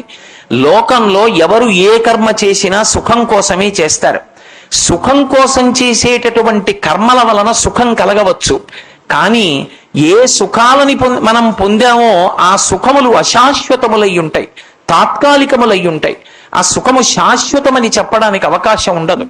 కానీ శాశ్వత సుఖాన్ని ఇవ్వగలిగినది ఏది అంటే ధర్మం ఒక్కటే. అందుకే మీరు శ్రీరామాయణాన్ని పరిశీలించండి. అది ఎందుకు వేదోపబృంహణమైంది అంటే రామచంద్రమూర్తి కేవలంగా తన కావలసిన పనిని తాను సాధించుకోవాలి అనుకుంటే శ్రీరామాయణంలో 2 కాండలు అక్కర్లేదు. సుందరకాండ, యుద్ధకాండ ఉండవలసిన అవసరం లేదు. కిష్కింధకాండలో ఆయన వాలితో స్నేహం చేసుకుంటే చాలు. వాలి చిటిక వేస్తే రావణాసురుడు తీసుకొచ్చి ఇచ్చేస్తాడు. చచ్చిపోయే ముందు అదే అడిగాడు రాముణ్ణి. నువ్వు నా తమ్ముడు సుగ్రీవుడితో స్నేహం చేశావు. సుగ్రీవుడు బలవంతుడు కాడు. సుగ్రీవుడు రావణుడితో యుద్ధం చెయ్యలేడు. నాకు వాలికి ఒడంబడిక ఉంది. ఏ భోగం అనుభవించినా ఒకడు అనుభవించింది ఇంకోడికి ఇస్తాం. వాలిని నా తోటకి చుట్టి 4 సముద్రాల్లో ముంచాను. వాడికి నేనంటే భయం. నాతో చెలిమి చేసుకుని ఉంటే నీ చిటిక వేస్తే రావణుడు తెచ్చి నీకు సీతమ్మని ఇచ్చేవాడు. నువ్వెందుకు నాతో చెలిమి చేసుకోలేదు, నువ్వెందుకు నన్ను సంహరించావని అడిగాడు. రాముడు ఒక్కటే చెప్పాడు, నీతో చెలిమి చేసుకోకపోవడానికి కారణం ఒక్కటే. నీ తమ్ముని భార్య అయిన రుమని తమ్ముడు జీవించి ఉన్నాడని తెలిసి కూడా నువ్వు నీ భార్యగా అనుభవిస్తున్నావు. వానర జాతికి నియమం ఉంది. తోడ పుట్టినటువంటి వాడు మరణిస్తే తోడ పుట్టిన వాని ఇల్లాలు కోరుకుంటే బ్రతికున్నటువంటి ఆ తోబుట్టువుతోటి భార్యగా వ్యవహరించవచ్చు. కానీ నీ తమ్ముడు బ్రతికున్నాడని నీకు తెలుసు. తెలిసుండి తమ్ముడి భార్య రుమని నీ భార్యగా నువ్వు అనుభవిస్తున్నావు. ధర్మమునందు ప్రధాన దోషము నీ ఎందున్నది. అటువంటి వాడితో నేను స్నేహం చెయ్యను. ధర్మం పోయి సుఖం కలగడం కన్నా కష్టాలు పడి ధర్మమును పట్టుకొని ధర్మం వలన శాశ్వతమైన ప్రయోజనాన్ని పొందుతాను. అందుకని నిన్ను చంపి సుగ్రీవుడితో స్నేహం చేసుకున్నాను. సుగ్రీవుడు ధర్మమునందున్నాడు. ధర్మమునున్న సుగ్రీవుడితో చెలిమి చేసి చాలా కష్టాలు పడినా సీతమ్మని తెచ్చుకుంటాను తప్ప ధర్మము తప్పిన నీతో స్నేహం చేసి మాత్రం సీతమ్మని పొందనన్నాడు. అన్నాడు కాబట్టి త్రేతాయుగం అయిపోయి ద్వాపరయుగం అయిపోయినా కూడా కలియుగంలో కూడా వాడవాడలా రామాలయం కట్టి రామచంద్రమూర్తిని పూజిస్తున్నాం. రామచంద్రమూర్తి పేరు వ్రాయకుండా ఏదీ ప్రారంభం చెయ్యం. శ్రీరాముడి మీద ఒక్క శ్లోకం చదవకుండా ఏ ధార్మిక ప్రవచనం చెయ్యం. ఎందుకంటే రామో విగ్రహవాన్ ధర్మ సాధు సత్యపరాక్రమ, రాశీభూతమైన ధర్మమే రాముడు. ఇది ఎవరో ఋషి చెప్పింది కాదు. అరణ్యకాండలో మారీచుడు చెప్పాడు, ఒక రాక్షసుడు చెప్పాడు, రాముడంటే ఎవరనుకుంటున్నావు? రాశీభూతమైన ధర్మం. ధర్మాన్ని పాడు చేసే ప్రయత్నం చేస్తే నశించిపోతాడు. రాముడి జోలికెళ్ళిన వాడు నశించిపోతాడు. రాముడి జోలికి వెళ్ళకని చెప్పాడు రావణాసురుడితో. ధర్మమే రక్షణ. తల్లి కౌసల్య దగ్గరికి వెళ్ళి ఎంతో బ్రతిమాలాడు, అమ్మా నేను అరణ్యవాసానికి ఎడతానని. చిట్ట చివరికి తల్లి అనకూడనటువంటి మాట ఒకటంది, నీ తండ్రి దశరథ మహారాజు గారు ఎన్నడూ నా మందిరానికి రాడు, ఆయనకి అనురక్తి కనుక కైకా మందిరానికి వెడతాడు. ఇంతకాలానికి ధర్మమూర్తివి, నువ్వు పెద్ద కుమారుడిగా జన్మించావు, నీకు పట్టాభిషేకం అవుతోంది, రాజమాత అని పిలిపించుకుంటానని సంతోషించాను. ఇప్పుడు నువ్వు రాజ్యాన్ని కూడా భరతుడికి విడిచిపెట్టి వెళ్ళిపోతున్నావు. నేను రాజమాతనీ కాను, నీ తండ్రి దశరథుడు నా మందిరానికి రాడు, ఈ పాటి దానికి నేను అయోధ్యలో ఎందుకు, నన్ను నీతో తీసుకెళ్ళిపోంది. ఒక్కటే మాట అన్నాడు రాముడు, భర్తుక్కిల పరిత్యాగో నృశంస కేవలం స్త్రియా సభవత్యన కర్తవ్యం మనసాపి విగర్హితం అన్నాడు. అమ్మా ఈ లోకంలో ఏ సుఖం కోసమైనా సరే భర్తని విడిచిపెట్టి పక్కకి వెడితే అంతకన్నా సుఖం కలుగుతుందని ఆలోచించిన ఏ స్త్రీ అయినా సరే అసలు స్మరించడానికి దర్శనం చేయడానికి కూడా యోగ్యురాలు కాదు. అమ్మా నాకు తండ్రి దశరథుడు, నీకు భర్త దశరథుడు, రాజ్యానికి రాజు దశరథుడు, మనందరం ఆయన ఛత్రఛాయల్లో బతకవలసిన వాళ్ళం. ఆయనని విమర్శించకమ్మా, నేను వినకూడదు, నువ్వు అనకూడదు, నువ్వు భర్తని సేవించవలసిందే, ఇక్కడే ఉండన్నాడు. ఆవిడ తెల్లబోయి ఒక మాట అంది. దీన్ని పెద్దలు ఇప్పటికీ ఒక మాట చెప్తారు. కంచికామకోటి పీఠాధిపత్యం వహించిన ప్రాతస్మరణీయులు అపర శంకర భగవత్పాదులు, పరమశివావతారులు సన్యాస ధర్మాన్ని 100కి 100 పాళ్లు పాటించి 96 సంవత్సరముల వయస్సు వచ్చే వరకు భారతదేశాన్నంతటినీ 3 పర్యాయములు పాదచారి అయి పర్యటించిన మహాపురుషులు, రాశీభూతమైన సన్యాస ధర్మము నడిచే దేవుడిని పేర్గాంచినటువంటి మహాపురుషులు, ఎవరి పేరు స్మరించినంత మాత్రం చేత పాపరాశి ధ్వంసమైపోతుందో, ఎవరు నడిచి వెళ్ళిపోతుంటే ద్రవిడ దేశంలో బస్సులు దిగి కార్లు దిగి చెప్పులిప్పి కొన్ని వేల మంది రహదారులకు 2 వైపులా పాదాక్రాంతులయ్యారో, ఈ శతాబ్దపు నిజమైన సన్యాసి అని ఈ ధర్మం కాని బౌద్ధ ధర్మానికి చెందిన దలైలామా చేత కీర్తింపబడ్డారో, అటువంటి కంచికామకోటి పీఠాధిపత్యం వహించిన మహాపురుషులు చంద్రశేఖరేంద్ర సరస్వతి మహాస్వామి శ్రీరామాయణంలో 24,000 శ్లోకాల్లో 23,999 శ్లోకములు ఆడవారికి రావచ్చు రాకపోవచ్చు, ఒక్క శ్లోకం ఆడదానికి రాకపోతే ఈ దేశంలో ధర్మం నిలబడదని చెప్పేవారు. అమ్మ పిల్లవాడు ఎక్కడికైనా ప్రయాణం చెయ్యడం మొదలు పెడితే అమ్మ ఇచ్చేది ఏది అంటే సద్యన్నపు మూట కట్టిస్తుంది. డబ్బు తండ్రి ఇస్తాడు, జాగ్రత్త తండ్రి చెప్తాడు, అమ్మ నాన్న ప్రయాణం ఇంతసేపు పడుతుందిరా, ఆకలేస్తుందని అన్నం మూట కట్టిస్తుంది. శ్రీరామాయణంలో రామచంద్రమూర్తికి కౌసల్యామాత కట్టి ఇచ్చిన సద్యన్నపు మూట అని పిలిచారు పరమాచార్య స్వామి దాన్ని. ఆయన ఆ కౌసల్యాదేవి రాముడు హఠం చేసి ధర్మానికే నిలబడతాను, అరణ్యవాసానికి వెళ్ళిపోతాను అని చెప్పి కౌసల్యతో మాట్లాడుతుంటే సవై రాఘవశార్దూలా ధర్మస్వామభిరక్షతు అంది. ధృత్యాచ నియమేనచ యం పాలయసి ధర్మం తం ధృత్యాచ నియమేనచ సవై రాఘవశార్దూలా ధర్మస్వామభిరక్షతు. రామ ఏ ధర్మాన్ని ధర్మం ధర్మం ధర్మం ధర్మం అని నువ్వు కొట్టుకున్నావో, ఆ ధర్మం కోసం అన్నీ వదిలిపెట్టేస్తానంటున్నావో, ఆ ధర్మమే నిన్ను కాపాడుగాక. ధృతితో నియమముతో ఈ ధర్మమునే నీవు పట్టుకొనేదవుగాక అందావిడ. ఎందుకని ధర్మాన్ని ఆచరించేటప్పుడు ప్రయోజనం వెంటనే కలగచ్చు కలగకపోవచ్చు. కాసేపు ధర్మాన్ని పక్కన పెట్టేస్తే అనేకమైన సుఖాలు కలుగుతాయని అనిపించవచ్చు, కానీ ధర్మాన్ని పట్టుకున్నవాడు శాశ్వత సుఖాలు పొందుతాడు. ధర్మాన్ని వదిలిపెట్టి సుఖాలు పొందినవాడు ఇక్కడ సుఖపడ్డాను అనుకుంటాడు, కానీ శాశ్వతమైనటువంటి పాపాల మూటని భుజానికి తగిలించుకుని కొన్ని కోట్ల జన్మలు తిరియక్కుగా వెళ్ళిపోయి తనంత తాను చచ్చిపోవడానికి కూడా స్వేచ్ఛ లేని భయంకరమైన జన్మలు పొందుతాడు. మనం తెల్లవారి లేస్తే ఎన్ని ప్రాణుల్ని చూడటం లేదు. మోటార్ సైకిల్కి మొక్కజొన్న పొత్తులు గుత్తి కట్టినట్టు కాళ్ళన్నీ కలిపి గుత్తి కట్టి తీసుకెళ్లిపోతుంటే వేగానికి వాటి తలలు ఆ రహదారికి కొట్టుకుంటుంటే పైకెత్తలేక నెత్తురు చిమ్ముతూ అవి ఎంత బాధపడుతున్నాయో. ఏదో జన్మలో చేసిన పాపం పునర్జన్మ సిద్ధాంతమే సనాతన ధర్మమునకు ఆయువు పట్టు. నువ్వు చేసింది నువ్వు అనుభవించవలసిందే, మళ్ళీ శరీరం స్వీకరించాలి. శరీరం స్వీకరించాలన్న భయం నీకుంటే ఒక ఇంట్లో ఉన్న బూర్ల మూకిడికి ఎంత ఆయుర్దాయం ఉంటుందో అంత ఆయుర్దాయం కూడా వ్యక్తికి ఉండదు. మా ఇంట్లో ఓ మూకుడు ఉంది. ఆ మూకుట్లో నాకు తెలిసి మా తాతగారి తద్దినానికి గారులు వండారు. అదే మూకుట్లో మా నాన్నగారి తద్దినానికి గారులు వండించాను. అమంగళకరమైన మాట మంగళకరమైన సభలో నేను అనడం ఎందుకు? ఆ మూకుడుకున్న ఆయుర్దాయం మా ఇంట్లో ఉన్న 3 తరాలకి ఆ మూకుట్లో గారులు వండారు అంటే ఆ మూకుడుకున్న ఆయుర్దాయం మా ఇంట్లో ఉన్న వాళ్ళందరికీ ఉందని చెప్పడం కష్టం. ఆయుర్దాయం తక్కువైనా చాలా గొప్ప జన్మ ఎందుకైంది అంటే శాస్త్రాన్ని పట్టుకుని అనుష్ఠించగలిగిన జన్మ మనుష్య జన్మ ఒక్కటే. వేదాన్ని ప్రమాణంగా తీసుకుని శాస్త్రాన్ని ప్రమాణంగా తీసుకుని మంచి తెలుసుకుని ఆ ప్రమాణవాక్యాన్ని పాటించగలిగినటువంటి అర్హత పొందినటువంటి జన్మ కేవలము నరజన్మయే. అందుకే రాముడి జీవితం మొత్తం మీద రాముడు ఎప్పుడు మాట్లాడినా మీరు 24,000 శ్లోకాల్ని రామాయణాన్ని పెద్ద కాగడా తీసుకొచ్చి వెతికి చూడండి. రామా ఈ పని ఎలా చెయ్యాలని అడిగితే రాముడు ఎప్పుడు నేను ఇలా అనుకుంటున్నాను అందుకని మీరు ఇలా చెయ్యండి అని చెప్పడం. రాముడు ఎప్పుడు చెప్పినా ఒకటే మాట చెప్తాడు, మీరు ఈ పని చెయ్యండి. ఎందుకు చెయ్యాలో తెలుసా? శాస్త్రం ఇలా చెయ్యమని చెప్పింది, అందుకు చెయ్యండి అని చెప్తాడు. మనకి రామరాజ్యము రామరాజ్యము అని ఒక మాట మాట్లాడుతుంటారు.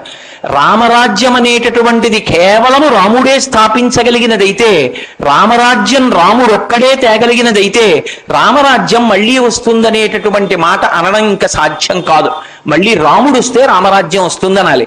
కానీ ఆయన పరిపాలించినప్పుడు రాజ్యం రామరాజ్యం అంటారు. రాముడు లేకపోయినా రాజ్యం రామరాజ్యం ఎందుకైంది అంటే రామరాజ్యము అన్న మాట ఎందుకు వచ్చింది అంటే రాముడు పరిపాలన చేసేటప్పుడు శాస్త్రాన్ని ప్రమాణంగా చేసుకుని పరిపాలించాడు, వేదాన్ని ప్రమాణంగా చేసుకుని పరిపాలించాడు తప్ప తన స్వబుద్ధితో తనకి తోచిన సిద్ధాంతాలను ప్రవేశపెట్టి పరిపాలించలేదు. శాస్త్రప్రోక్తమైన పరిపాలన చెయ్యడమే రామరాజ్యం. రామరాజ్యంలో దొంగల భయం లేదు, పెద్దవాళ్లు పిల్లలకి తద్దినం పెట్టడం లేదు, ప్రమాదాలు జరగడం లేదు, విధవలుగా ఆడవాళ్లు ఉండడం లేదు, బిడ్డలు పుట్టకపోవడం అన్నది లేదు, యజ్ఞయాగాదులు సమృద్ధిగా జరుగుతుండేవి, నెలకి 3 వర్షాలు పడుతుండేవి, పాడి పంటలతో రాజ్యమంతా సుభిక్షంగా ఉండేది. అంటే రాముడు శాస్త్రాన్ని ప్రమాణంగా తీసుకుని పరిపాలించాడు కాబట్టి ఆ దేవతలందరూ అనుగ్రహించారు. శాస్త్రాన్ని ప్రమాణంగా తీసుకుని పరిపాలకులు పరిపాలించడం ఆపేస్తే ఏ దేవతలు అనుగ్రహించరు. ధర్మచక్రము అని వేదంలో ఒక చక్రం, ఎప్పుడూ ఆ చక్రం తిరుగుతూనే ఉండాలి. ఎక్కడొస్తుంది ఆ ధర్మచక్రం అంటే మనకి దేవతలు కావలసినటువంటివన్నీ సమకూరుస్తారు. అన్నీ ఏర్పడడానికి ప్రధానమైనటువంటిది ఈ భూమాత. ఈ భూమికి వసుంధర అని పేరు. ఎందుకు వసుంధర అయింది అంటే సమస్త ఐశ్వర్యము భూమి నుండి వస్తుంది. తినడానికి కావలసినవి భూమిలోంచి వస్తాయి, త్రాగటానికి కావలసిన నీరు భూమిలోంచి వస్తుంది, వెళ్ళడానికి కావలసిన కారు తయారు చేసుకోవడానికి కావలసిన ఇనుము భూమిలోంచి వస్తుంది, కారు నడవడానికి కావలసిన ఇంధనం పెట్రోల్ భూమిలోంచి వస్తుంది. భూమి సమస్త ఐశ్వర్యములకు హేతువై ఉంటుంది. అందుకని వసుంధర అని పేరు. ఎన్ని ప్రాణులు భూమి మీద ఉన్నా భూమికి భారం అన్న మాట ఉండదు. అటువంటి భూమి కూడా ఈ భారాన్ని నేను భరించలేకపోతున్నానని నారాయణమూర్తికి చెప్తుంది. వెంటనే జోక్యం చేసుకోవాలి అంటే గోరూపాన్ని ధరించి బాధపడితే ఆయన తట్టుకోలేడు కనుక గోరూపంలో వెళ్ళి ఆర్తి పొందుతుంది. భూమి దేన్ని భరించలేదు? బాహ్యంలో ఉండేటటువంటి బరువుని భరించలేనన్న మాట అనదు. ఏది భరించలేదు అంటే పాపాన్ని భరించలేదు. పాపము అన్న మాటకు అర్థం ఏమిటి? పాపము అంటే భగవంతుడు ఎలా బ్రతకమని చెప్పాడో అలా బ్రతకకపోవడమే పాపం. భగవంతుడు భోగములను అనుభవించద్దని చెప్పలేదు. భోగం అనుభవించద్దని భగవంతుడు అని ఉంటే ఆయన కన్నా పైశాచికత్వం ఉన్నవాడు లోకంలో ఇంకోడు లేడు. కళ్ళిచ్చినటువంటి పరమేశ్వరుడు భోగములను చూడమన్నాడు, అనుభవించమన్నాడు. ఒక జలపాతాన్ని చూడొద్దన్నాడా? ఒక పర్వతాన్ని చూడొద్దన్నాడా? ఎక్కడ అందం ఉంటే అక్కడ అందాన్ని చూడొద్దన్నాడా? కానీ చూసేటప్పుడు మనస్సుని మాత్రం అధ్యవసాయంతో సుబుద్ధితో నింపుకొమ్మని చెప్పాడు శాస్త్రం ప్రమాణం చేసుకొని. మాతృవత్పరదారేషు, నీకొక అందమైనటువంటి అతివ కనపడింది. కంచిలో నేను దర్శనం చేసే నా తల్లి కామాక్షి ఇవాళ నాకు దర్శనమివ్వడానికి నా ముందుకొచ్చి ఇలా కూర్చుంది. అది నా తల్లి తేజస్సు అనుకున్నాను అనుకోండి, నేను పైకి ఎక్కుతున్నాను. నా మనసులో దృష్టికోణం మారిందనుకోండి, నేను కిందకి దిగిపోతున్నాను. కేవలం అందుకే మనయేవ మనుష్యానాం కారణం బద్ధమోక్షయో, ఆ మనసు సంస్కరింపబడాలి. ఆ మనసు సంస్కరింపబడినాడు పాపము నుండి విముక్తి పొందాలి అంటే నడవడి ప్రధానం, ఆచారం ప్రధానం. ఆచారము ఎలా ఉండాలి అని చెప్పేటటువంటిదే వేదం. అందుకే వేదము స్పృశించినటువంటి విషయం ఉండదు. వేదము సమస్త విషయాల్ని స్పృశిస్తుంది. అందున ప్రధానంగా ధర్మబోధ అంతా కూడా వేదమే చేస్తుంది. ఆ ధర్మాన్ని మనం ఎంతకాలం పట్టుకుంటామో అంతకాలం మనం భగవంతుడి వైపుకి అడుగులు వేస్తాం. ఆ ధర్మచక్రం తిరగాలి. దేవతలు మనకి కావలసినవన్నీ ఇస్తారు. మనం దేవతలకి అన్నం పెట్టాలి. అన్నం పెట్టాలంటే మనం అగ్నికార్యం చేసి, మనం హోమం చేసి, హోమంలో హవిస్సుని సమర్పించాలి. హోమంలోకి హవిస్సుని సమర్పించడం అంటే అగ్నిని రగల్చి అందులోకి తీసుకెళ్లి ఏదో పదార్థాన్ని వేసేస్తానో, ఆవు నెయ్యి వేసేస్తానంటే దేవతలు స్వీకరించరు. దానికి ఒక మధ్యలో ఒక ప్రధానమైనటువంటి ఉపకరణం ఒకటి ఉంటుంది. నేను అన్నం తినేశాను అనుకోండి, అన్నం తినేసి కడుపులోకి వెళ్ళిపోయినంత మాత్రాన అది జీర్ణమైపోయినట్టు కాదు.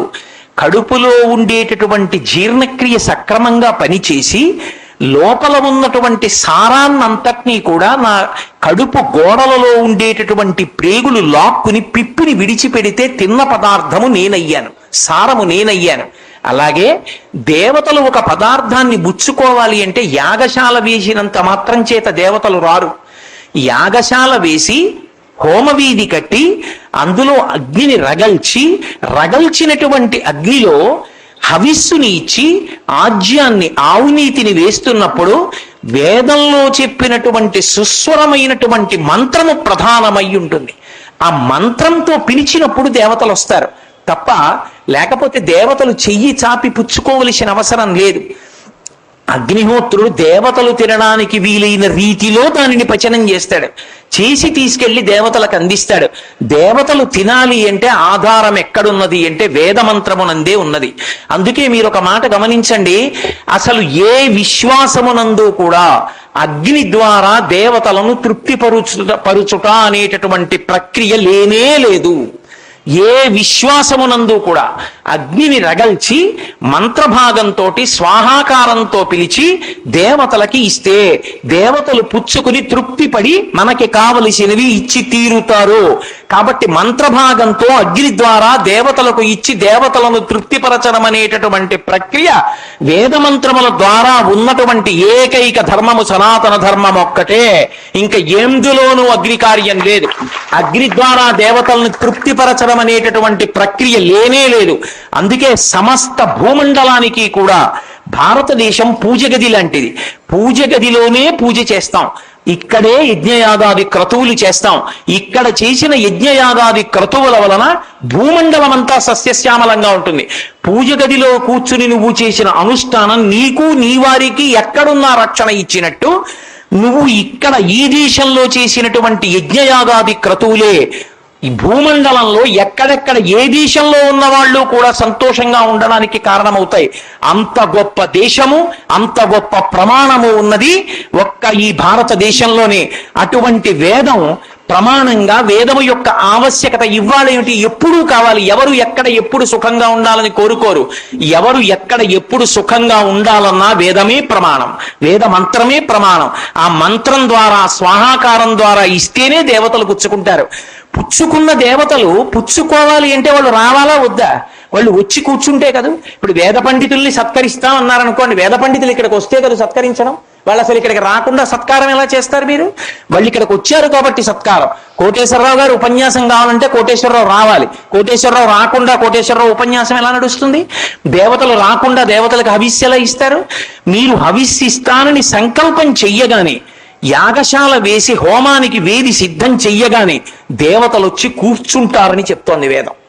ఎందుకని? అందుకని యాగశాలకు ప్రదక్షిణం. యాగశాలకి ప్రదక్షిణం ఎందుకు అంటే దేవతలకి ప్రదక్షిణం చేశావు కనుక దేవతలకు ఒక లక్షణం ఉంటుంది, వాళ్ళని గౌరవించిన వాళ్ళ కోరిక తీర్చకుండా వాళ్ళు వెళ్ళరు. అందుకే మహాభారతంలో కుంతి సూర్యుణ్ణి పిలిచినంత మాత్రం చేత నాకేం వద్దన్నా వెనక్కి వెళ్ళలేదు, కొడుకునిచ్చి వెళ్ళిపోయాడు. అది దేవతా ధర్మం, ఎవరి ధర్మం వారిది. అటువంటి దేవతలు వచ్చి కూర్చుంటారు. మనకి కనపట్టలేదేమండి అంటే ఇప్పుడు చూడగలిగినటువంటి శక్తి నీకు లేదు. నేను ఒక టార్చ్ లైట్ వేస్తే ఆ దీపం వంక కొంతసేపు చూడగలను, ఒక నూనె దీపం వంక కొంతసేపు చూడగలను. ఒక పెద్ద దీపాన్ని తీసుకొచ్చి నా ఎదురుగుండా పెట్టారనుకోండి, 10 వీడియో లైట్లు పనిచేశాయి అనుకోండి, నా కళ్ళు దాన్ని ఎలా చూడగలవు? మధ్యందిన సూర్యబింబాన్ని నేను ఎలా చూడగలను? ఆ తేజస్సుని చూడడానికి కావలసిన శక్తి నా కంటికి లేదు. నా కంటి శక్తి క్షీణించింది కాబట్టే నా కంటికి జోడు వచ్చింది, కళ్ళజోడు పెట్టుకున్నాను. ఒకనాడు మనుష్యులకు ఆ శక్తి ఉండేది, దేవతలు తిరుగుతుంటే దర్శనం చేసేవారు. శ్రీరామాయణ కాలంలో ఋష్యశృంగుడు వచ్చి చెప్పాడు దశరథ మహారాజుతో, ఇష్టింతేహం కరిష్యామి పుత్రియాం పుత్రకారణాత్ అధర్వ శిరసి ప్రోక్తై మంత్రై సిద్ధాం విధానత అన్నాడు. ఏమయ్యా, నీకు కొడుకు పుట్టడానికి పుత్రకామేష్టి చేస్తున్నాను, ఇదిగో ఇష్టికి హోమవేది సిద్ధం చేశాను, వా కూర్చో అన్నాడు. హవిస్సిస్తాడు దశరథ మహారాజు గారు అని సంకల్పం చెయ్యగానే దేవతలందరూ వచ్చి కూర్చున్నారు మంటపంలో. రారనడానికి మీకు ప్రమాణం ఎక్కడుంది? వచ్చి కూర్చున్నారు కాబట్టే చతుర్ముఖ బ్రహ్మగారు కూడా వచ్చాడు. బ్రహ్మగారు సృష్టికర్త పితామహుడు, ఆయన వచ్చాడంటే ఆధ్యక్షమైంది. ఆయన వచ్చాడు కాబట్టి దేవతలు నించున్నారు. ఆయన కనపడ్డప్పుడు కష్టాలు చెప్పుకున్నారు. అందరూ ఒకటే మాట చెప్పారు, నైనం సూర్య ప్రతిపతి వార్ష్వే వాతిన మారుత చలోర్మివాలీతం దృష్ట్వా సముద్రోపి నకంపతే. సముద్రంలో కెరటాలు రాకూడదు, సూర్యుడు గట్టిగా ప్రకాశించకూడదు, గాలి వెయ్యకూడదు. రావణాసురుడు సృష్టికి ప్రతి సృష్టి చేస్తున్నాడు, ఈశ్వర శాసనాన్ని ఉల్లంఘిస్తున్నాడు, నువ్వు ఇచ్చిన వరంతో ఎలా చచ్చిపోతాడని అడిగాడు. ఇలా చచ్చిపోతాడని ఆయన అనలేదు, ఇంతమంది చేతిలో చచ్చిపోకూడదని వరాలు అడిగాడు. కానీ అసలు నరుడి పేరు నేను ఎత్తనన్నాడు రా రావణాసురుడు అన్నాడు. నరుడి పేరు నేను ఎత్తనన్నాడనేటప్పటికీ నరుడి చేతిలో చచ్చిపోతాడు కనుక మేము నరులం కాబట్టి మేము చంపేస్తామని ఎక్కడ లేచిపోతారో వీళ్ళు ఎక్కడ రావణుణ్ణి చంపగలరని దయామూర్తి అయినటువంటి శ్రీ మహావిష్ణువు సభలోకి వచ్చి కనపడ్డారు. ఒక్కసారి ఏతస్మిన్నంతరే విష్ణు రూపయాతో మహద్యుతి శంఖచక్ర గదాపాణి పీతవాస జగత్పతి. జగత్పతి అయిన రామచంద్రమూర్తి సభామధ్యంలో కనపడి, ధర్మం అంటే అది. మీరు అడిగారు కాబట్టి నేను చంపేస్తాను రావణాసురుణ్ణి అనలేదు, నేను చంపుతాను. ఎందుకు చంపుతానో తెలుసా? హత్వా క్రూరం దురాత్మానం దేవర్షీణాం భయావహం. వేదాన్ని నమ్ముకుని తపస్సు చేసుకుంటున్న ఋషుల్ని భయపెడుతున్నాడు కాబట్టి నేను రావణాసురుణ్ణి చంపేస్తాను, నేను నరుడిగా వస్తానన్నాడు. అంటే ఒక యజ్ఞం చేసేటటువంటి ప్రాంగణంలో దేవతలు కూర్చోబట్టేనా రామావతారం వచ్చింది? అందుకనేనా దేవతలందరూ బ్రహ్మగారితో మాట్లాడగలిగారు? అంటే యజ్ఞం చేస్తున్నామని సంకల్పం చేస్తే అక్కడికి దేవతలందరూ వస్తారన్న మాట పరమసత్యమా కాదా? నాకు కనపడరేమండి అంటే, కనపడడానికి యోగ్యమైతే అనుష్ఠాన బలం నువ్వు పెంచుకో, నీకు ఎందుకు కనపడరు? నువ్వు అనుష్ఠాన బలం పెంచుకోకుండా నాకెందుకు కనపడరండి అంటే ఎలా కనపడతారు?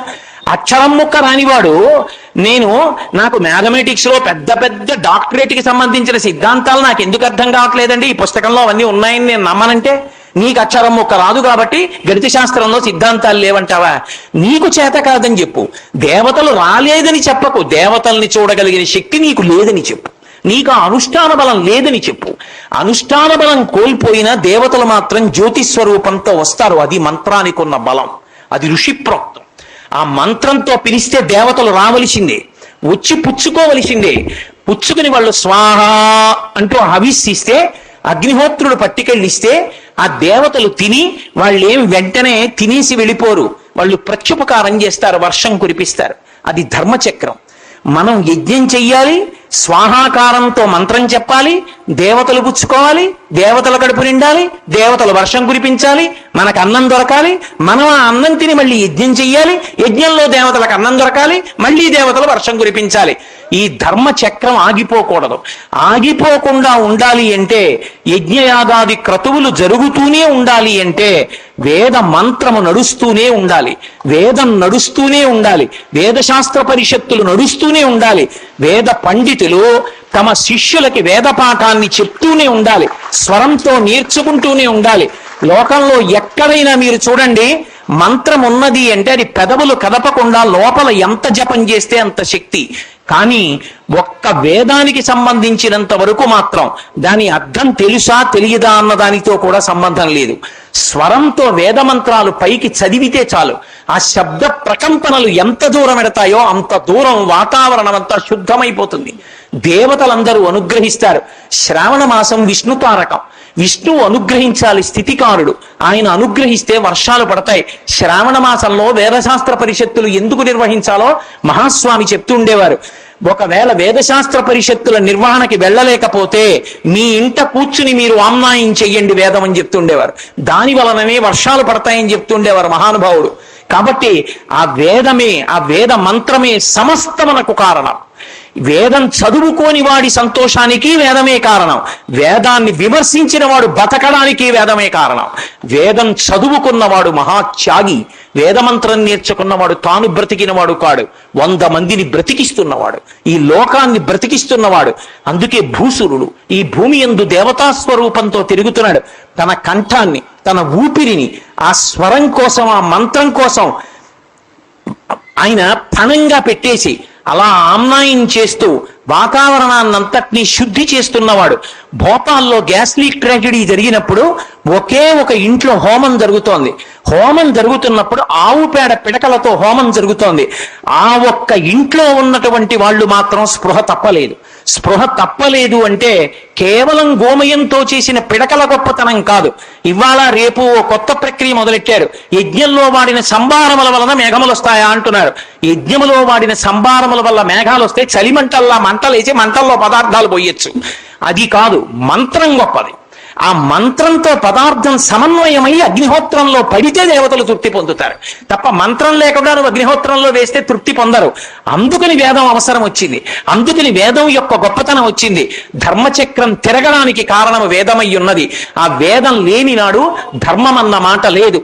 ధర్మం అనేటటువంటి మాట వర్ణాన్ని, ఆశ్రమాన్ని ఆశ్రయించి ఉంటుంది.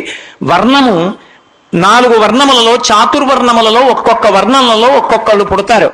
ఏ వర్ణములో ఉన్న వారి ధర్మము ఆ వర్ణములోని వారికి ఉంటుంది. ఇవాళ లోకంలో ఒక విపరీత పోకడ బయలుదేరింది. వేదాలన్నీ బ్రాహ్మణులు చదువుకుంటున్నారు, పురాణాలు బ్రాహ్మణులు చదువుకుంటున్నారు, శాస్త్రాలు బ్రాహ్మణులు చదువుకుంటున్నారు, పూజలు బ్రాహ్మణులు చేయిస్తున్నారు. దాని చేత వాళ్ళొక్కళ్లే సమాజంలో అగ్రస్థానంలో నిలబడే ప్రయత్నం చేస్తున్నారు. వేదాలు మేము ఎందుకు చదవకూడదని. మీతో నేను ఒక్క మాట మనవి చేస్తాను, జ్ఞాపకం పెట్టుకోండి. వేదములు చదువుకోవడం అనేటటువంటిది ఎంతో త్యాగంతో కూడుకున్నటువంటి విషయం. ఇందులో ఇక్కడ ఇంతమంది వేద పండితులు ఉన్నారు, ఇన్ని దోమలు కుడుతున్నాయి. నేను ఇక్కడ ఉపన్యాసం చెప్తూ ఎన్నో మాటలు కాళ్ళు రాసుకుంటున్నాను. దోమలు కుడుతున్నా ఒక్కరు పైన అంగీ వేసుకున్న వాళ్ళు ఉన్నారా? వాళ్ళ జీవితాల్లో అంగీ కూడా వేసుకోకుండా పైన ఉత్తరీయం ఒక్కటే వేసుకుని గోచి పోసి పంచ కట్టుకుని వేదమంత్రాలు చదువుకుంటూ హోమాలు చేస్తూ యజ్ఞాలు చేస్తూ ఆ పొగల దగ్గర కూర్చుని, మంటల దగ్గర కూర్చుని లోకోపకారం కోసం బ్రతకడం, 3 కాలముల యందు సంధ్యావందనం చేయడం, గాయత్రీ మహామంత్రాన్ని అనుష్ఠానం చేయడం, దొరికిన దానితో తృప్తిగా బ్రతకడం అందరికీ సాధ్యమయ్యే విషయం కాదు. మీరొక్కటి గుర్తుపెట్టుకోండి, బ్రాహ్మణులు ఒక్కరే తరిస్తారని వేదాలలో లేదు. ఏ వర్ణము వారి ధర్మం ఆ వర్ణం వారు పట్టుకుంటే అందరూ తరిస్తారు. మహాభారతంలో వరుణలోకాన్ని చూపించి చెప్తాడు, ఈ వరుణలోకంలో శూద్రులు కూడా వచ్చి వాళ్ళ ధర్మాన్ని అనుష్ఠించినందుకు వచ్చి కూర్చున్నారు అన్నారు. నేను వివరణ చేయడం ఇప్పుడు సభలో సాధ్యం కాదు, కానీ నేను వేదమాత పాదాల సాక్షిగా మీతో ఒక మాట చెప్తున్నాను. ఒక బ్రాహ్మణుడిగా తరించడం కన్నా ఒక శూద్రుడిగా తరించడం చాలా చాలా తేలిక. నేను చెప్తున్నది పరమ సత్యం కాదని ఇంతమంది వేదం చదువుకున్న పెద్దలను అనమనండి. చాలా కష్టం ఒక బ్రాహ్మణుడిగా తరించడం. ఎంత కష్టమో బ్రాహ్మణుడి జీవితం. ఎంత కష్టంలో ఉన్న చచ్చిపోతుంటే సంధ్యమంత్రం అని సామెత.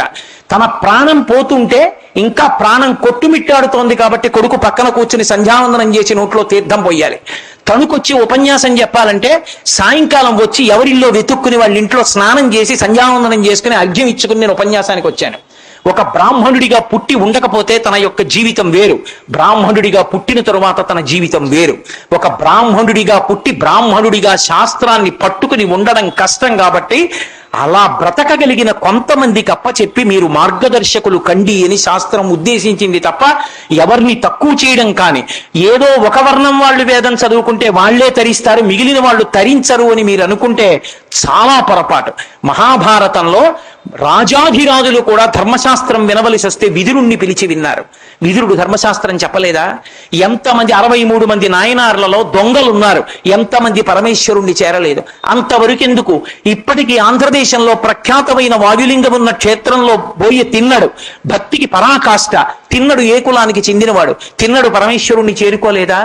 భక్తి ఉండాలి, శాస్త్రం పట్టుకోవాలి. వర్ణాన్ని ఆశ్రయించి ఏ వర్ణ ధర్మం ఆ వర్ణాన్ని ఉంటుంది. ఆశ్రమాన్ని బట్టి ధర్మం ఉంటుంది. మీరు ఒక్కటి బాగా జ్ఞాపకం పెట్టుకోండి, ధర్మం ఇప్పుడు ఒకలా ఉండేది కాదు. ప్రతి క్షణం మారిపోతుంది ధర్మం. కాలాన్ని బట్టి మారుతుంది, తిథిని బట్టి మారుతుంది, తను ఉన్న ప్రదేశాన్ని బట్టి మారుతుంది. నేను ఇక్కడ కూర్చుంటే ఒక ధర్మం, నేను శాస్త్రం తప్ప వేరొకటి మాట్లాడకూడదు, నా బుద్ధికి తోచింది నేను మాట్లాడకూడదు, శాస్త్రంలో చెప్పింది నేను మాట్లాడడానికి భయపడిన నాడు నేను కూర్చోవడానికి సిద్ధపడకూడదు. ఆ ధైర్యం నాకుంటే కూర్చోవాలి. ఇక్కడ కూర్చుంటే శాస్త్రం మాట్లాడడం నా ధర్మం, అక్కడ కూర్చుంటే మాట్లాడకుండా కూర్చోవడం నా ధర్మం. అందున వేదిక మీద కూర్చుంటే సెల్ ఫోన్ మాట్లాడకుండా కూర్చోవడం ప్రత్యేక ధర్మం. వేదికల మీద కూర్చుని సెల్ ఫోన్లు వేద పండితులైనా మాట్లాడకూడదు. కాబట్టి ఎక్కడి ధర్మం అక్కడ పాటించాలి. ఆ ధర్మం లుప్తమైన నాడు ధర్మ భ్రష్టుడవుతాడు, ఆ స్థానమనందు ఉండడానికి అనర్హుడవుతాడు. అందుకే అందరికీ ప్రవేశము ఉచితము అన్న మాట వాడకూడదు. సభా ప్రవేశమునకు అర్హతలు ఉంటాయి. ఏ సభలో ప్రవేశించాలన్నా సభకి సంబంధించిన అర్హత లేనివాడు ఆ సభలో ప్రవేశించడానికి అనర్హుడు. ఏ సభలోకి వెళ్ళాలన్నా సభకి సంబంధించిన అధికారము అర్హత ఉన్నవాడే సభలోకి వెళ్ళాలి తప్ప ఆధ్యాత్మిక సభలు తేరగా దొరికినవి అందరూ వెళ్ళడానికి. భగవంతుని యందు నిశ్చితమైన అస్తిక్య బుద్ధి ఉన్నవాడు మాత్రమే ఆధ్యాత్మిక సభల్లోకి ప్రవేశిస్తాడు తప్ప మిగిలిన వాళ్ళందరూ కూడా అందులోకి వెళ్ళకూడదు. నేను ఈ మధ్య కరపత్రాల్లో చూస్తూ ఉంటాను, అందరికీ ప్రవేశం ఉన్నది, అందరికీ ప్రవేశం ఉండదు. ఒక సభలోకి వెళ్ళాలి అంటే ఆ సభకి సంబంధించినటువంటి అనురక్తి నీకుంటే సభలోకి వెళ్ళాలి. అనురక్తి లేని నాడు బయట వర్షం పడుతోందని అక్కడికి వెళ్ళి కూర్చోకూడదు. కాబట్టి అది మనుష్యునిగా కనీస ధర్మం. వర్ణాన్ని బట్టి ధర్మం ఉంటుంది, ఆశ్రమాన్ని బట్టి ధర్మం ఉంటుంది. బ్రహ్మచారి ధర్మం బ్రహ్మచారిది, గృహస్థు ధర్మం గృహస్థుది, వానప్రస్థు ధర్మం వానప్రస్థుది, సన్యాసి ధర్మం సన్యాసిది. ఎవరు చెప్పాలి ఈ ధర్మం? వేదం ఒక్కటే చెప్తుంది. వేదము తప్ప ఇంకొకరికి ఎవ్వరికీ అధికారము లేదు. వేదము వినా వేరొకరు ఎవరు ఎంతటి గొప్పవాడైనా నేను చెప్తున్నాను, వేదంలో చెప్పండి చెప్తున్నాను, ఇది ధర్మమే అనే అధికారము ఎవ్వరికీ లేదు. వేద ప్రోక్తమైనదే ధర్మము. ఒక బ్రహ్మచారి ఎలా ఉండాలి అంటే వేదాన్ని ఆధారం చేసుకునే చెప్పాలంతే. అందుకే పోతన గారు బలిచక్రవర్తి ఉపాఖ్యానం చెప్తే వామనమూర్తిగా శ్రీ మహావిష్ణువే వచ్చినా బ్రహ్మచారి ధర్మం చెప్పవలసి వస్తే శృతిలోంచే తీసుకున్నారు. తీసుకుని విప్రాయ ప్రకట వ్రతాయ భవతే విష్ణుస్వరూపాయతే తత్ప్రామాణ్య విదే త్రిపాదస్య ధరణిం దాస్యామి అంచున్ క్రియాక్షిప్రుండై ధనుజేశ్వరుండు వడుగుం చేసాతి పూజించి బ్రహ్మప్రీతం అని ధారబోసి భువనం ఆశ్చర్యమం పొందగాన్. ఒక దానం చేసేటప్పుడు వేదం ఎలా చెయ్యాలని చెప్పిందో, పుచ్చుకునే వాళ్ళు విష్ణువుని చూసి ఎలా నమస్కరించాలని చెప్పిందో, పుచ్చుకున్నవాడు పుచ్చుకున్నాడు కాబట్టి ఇక్కడ నీకున్న డబ్బు పుణ్యంగా మారి ఊర్ధ్వలోక నివాసానికి యోగ్యత కల్పించింది. పుచ్చుకునేవాడు దొరకకపోతే నీకున్న డబ్బు ఇక్కడే ఉండిపోతుంది, నీకు పుణ్యం లేదు కాబట్టి పతనం అయిపోతావు.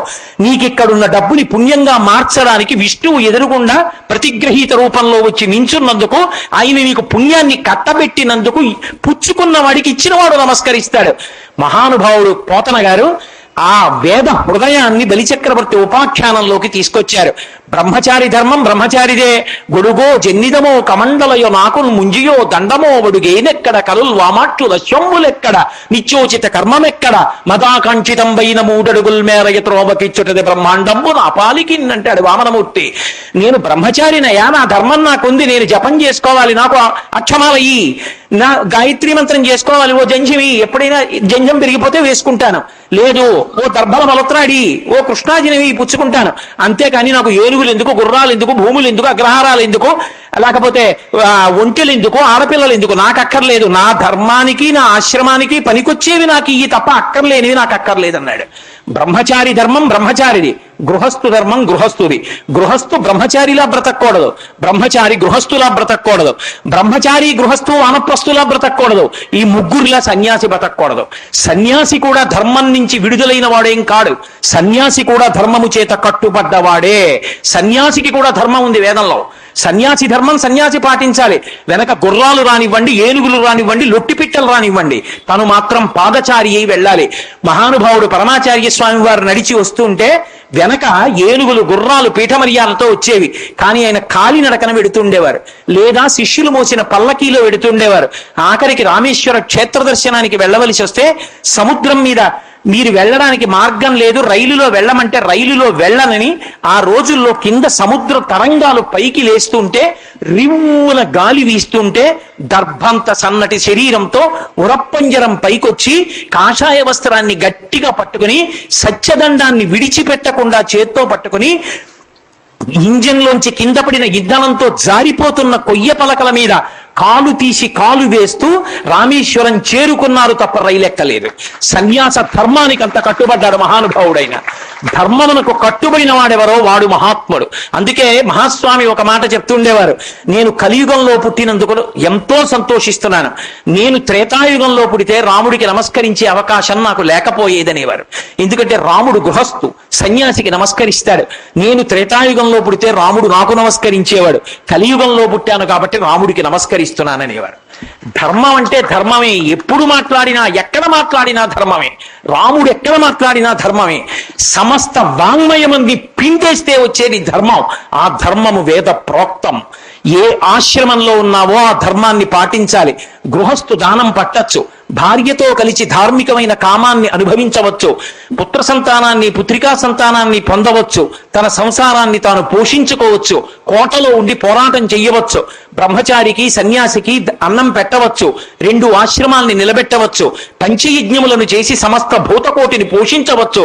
అందుకే అన్ని ఆశ్రమాల్లోకి గృహస్థాశ్రమమే గొప్పది అన్నారు. ఎందుకని అంటే తక్కువని కాదు సన్యాసాశ్రమం. సన్యాసాశ్రమంలో ఉన్నవాడు తనకి తాను తరించడానికి వైరాగ్యంతో వెళ్ళాడు. గృహస్థు తాను ఆ ఆశ్రమంలో ఉంటూ 10 మందిని పోషిస్తున్నాడు. సన్యాసిని కూడా తాను తరిస్తూ 10 మందిని తరింపజేస్తున్నాడు. ఏ ఆశ్రమానికి ఉండే ధర్మం ఆ ఆశ్రమాంది. ఏకాదశి నాడు ఉపవాసం ధర్మం, ద్వాదశి నాడు ఉపవాస విరమణం ధర్మం. నా తల్లి దగ్గరికి వెడితే మా అమ్మలో అమ్మతనాన్ని చూడడం నా ధర్మం, నా భార్య దగ్గరికి వెడితే ఆడతనాన్ని చూసినా తప్పు రాదు నా ధర్మానికి. నా కూతురు దగ్గరికి వెడితే నా ధర్మం వేరు, నా కొడుకు ముందు నించుంటే నా ధర్మం వేరు, నేను ఉపన్యాసం చెప్తే నా ధర్మం వేరు, శ్రోతగా కూర్చుంటే నా ధర్మం వేరు, నేను వాహనం ఎక్కితే నా ధర్మం వేరు. ఇక్కడ ఇన్ని ఉపన్యాసాలు చెప్పాను కదా అని కాసేపు ఆగి కారు ఎక్కి నేను వెళ్ళిపోయేటప్పుడు డ్రైవర్తో కారు ఎలా నడపాలో, కాలు తొక్కుతున్నావా, యాక్సిలేటర్ మీద కారుందా, బ్రేకు మీద కాలుందా, 2 చేతులతో పట్టుకున్నావా అని ఉపన్యాసాలు మొదలు పెడితే అసహ్యం వేసి ఏలూరులో కారు దిగి వెళ్ళిపోతాను, నువ్వు నడుపుకోమని.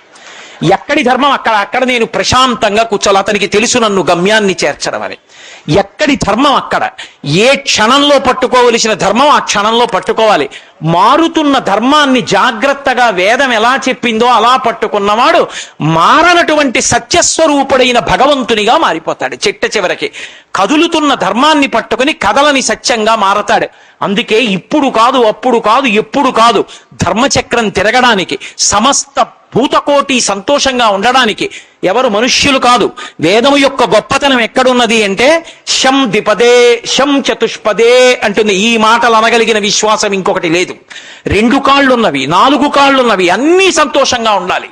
వేదము యొక్క గొప్పతనం ఎక్కడుంది అంటే ఒక స్థాయి ఉన్నవాణ్ణి ఉద్ధరించడం కాదు, ఏమీ చేత కాని వాణ్ణి రామనామం చెప్పరా పైకొస్తా ఉంటుంది.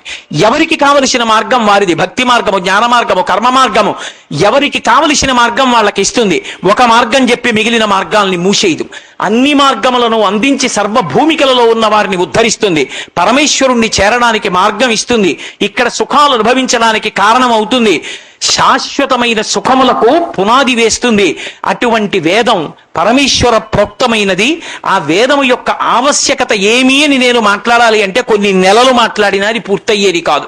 కానీ ఏకశబ్ద సమ్యజ్ఞాత సృష్ట ప్రయుక్త స్వర్గే లోకే కామదుగ్భవతి. ఒక్క విషయాన్ని మనసారా త్రికరణ శుద్ధిగా నమ్మి పలికిన పలుకు చేత దేవతలు సంతోషిస్తారు. ఇందాక పెద్దలైనటువంటి వారు చెప్పినట్టుగా తాను నమ్మనిది, తాను విశ్వసించనిది, తాను అనుభవించనిది తాను సభలో చెప్పే అధికారం లేదు. కాబట్టి ఆ పరమేశ్వరుని యొక్క కృపాకటాక్ష వీక్షణం చేత ఇవాళ ఇంతమంది వేదం చదువుకున్న పండితులంటే ఇవన్నీ గాయత్రి మహామాత యొక్క ముఖాలు. నాకు ఉపనయనమైనప్పటి నుంచి నేను చేసినటువంటి గాయత్రికి ప్రసన్నురాలైన నా తల్లి, ఉరే నీకు నందననామ సంవత్సర శ్రావణమాస కృష్ణపక్ష తదియ తిథి నాడు ప్రదోష వేళలో నేనే అనేక ముఖాలతో నీకు దర్శనమిస్తానంది.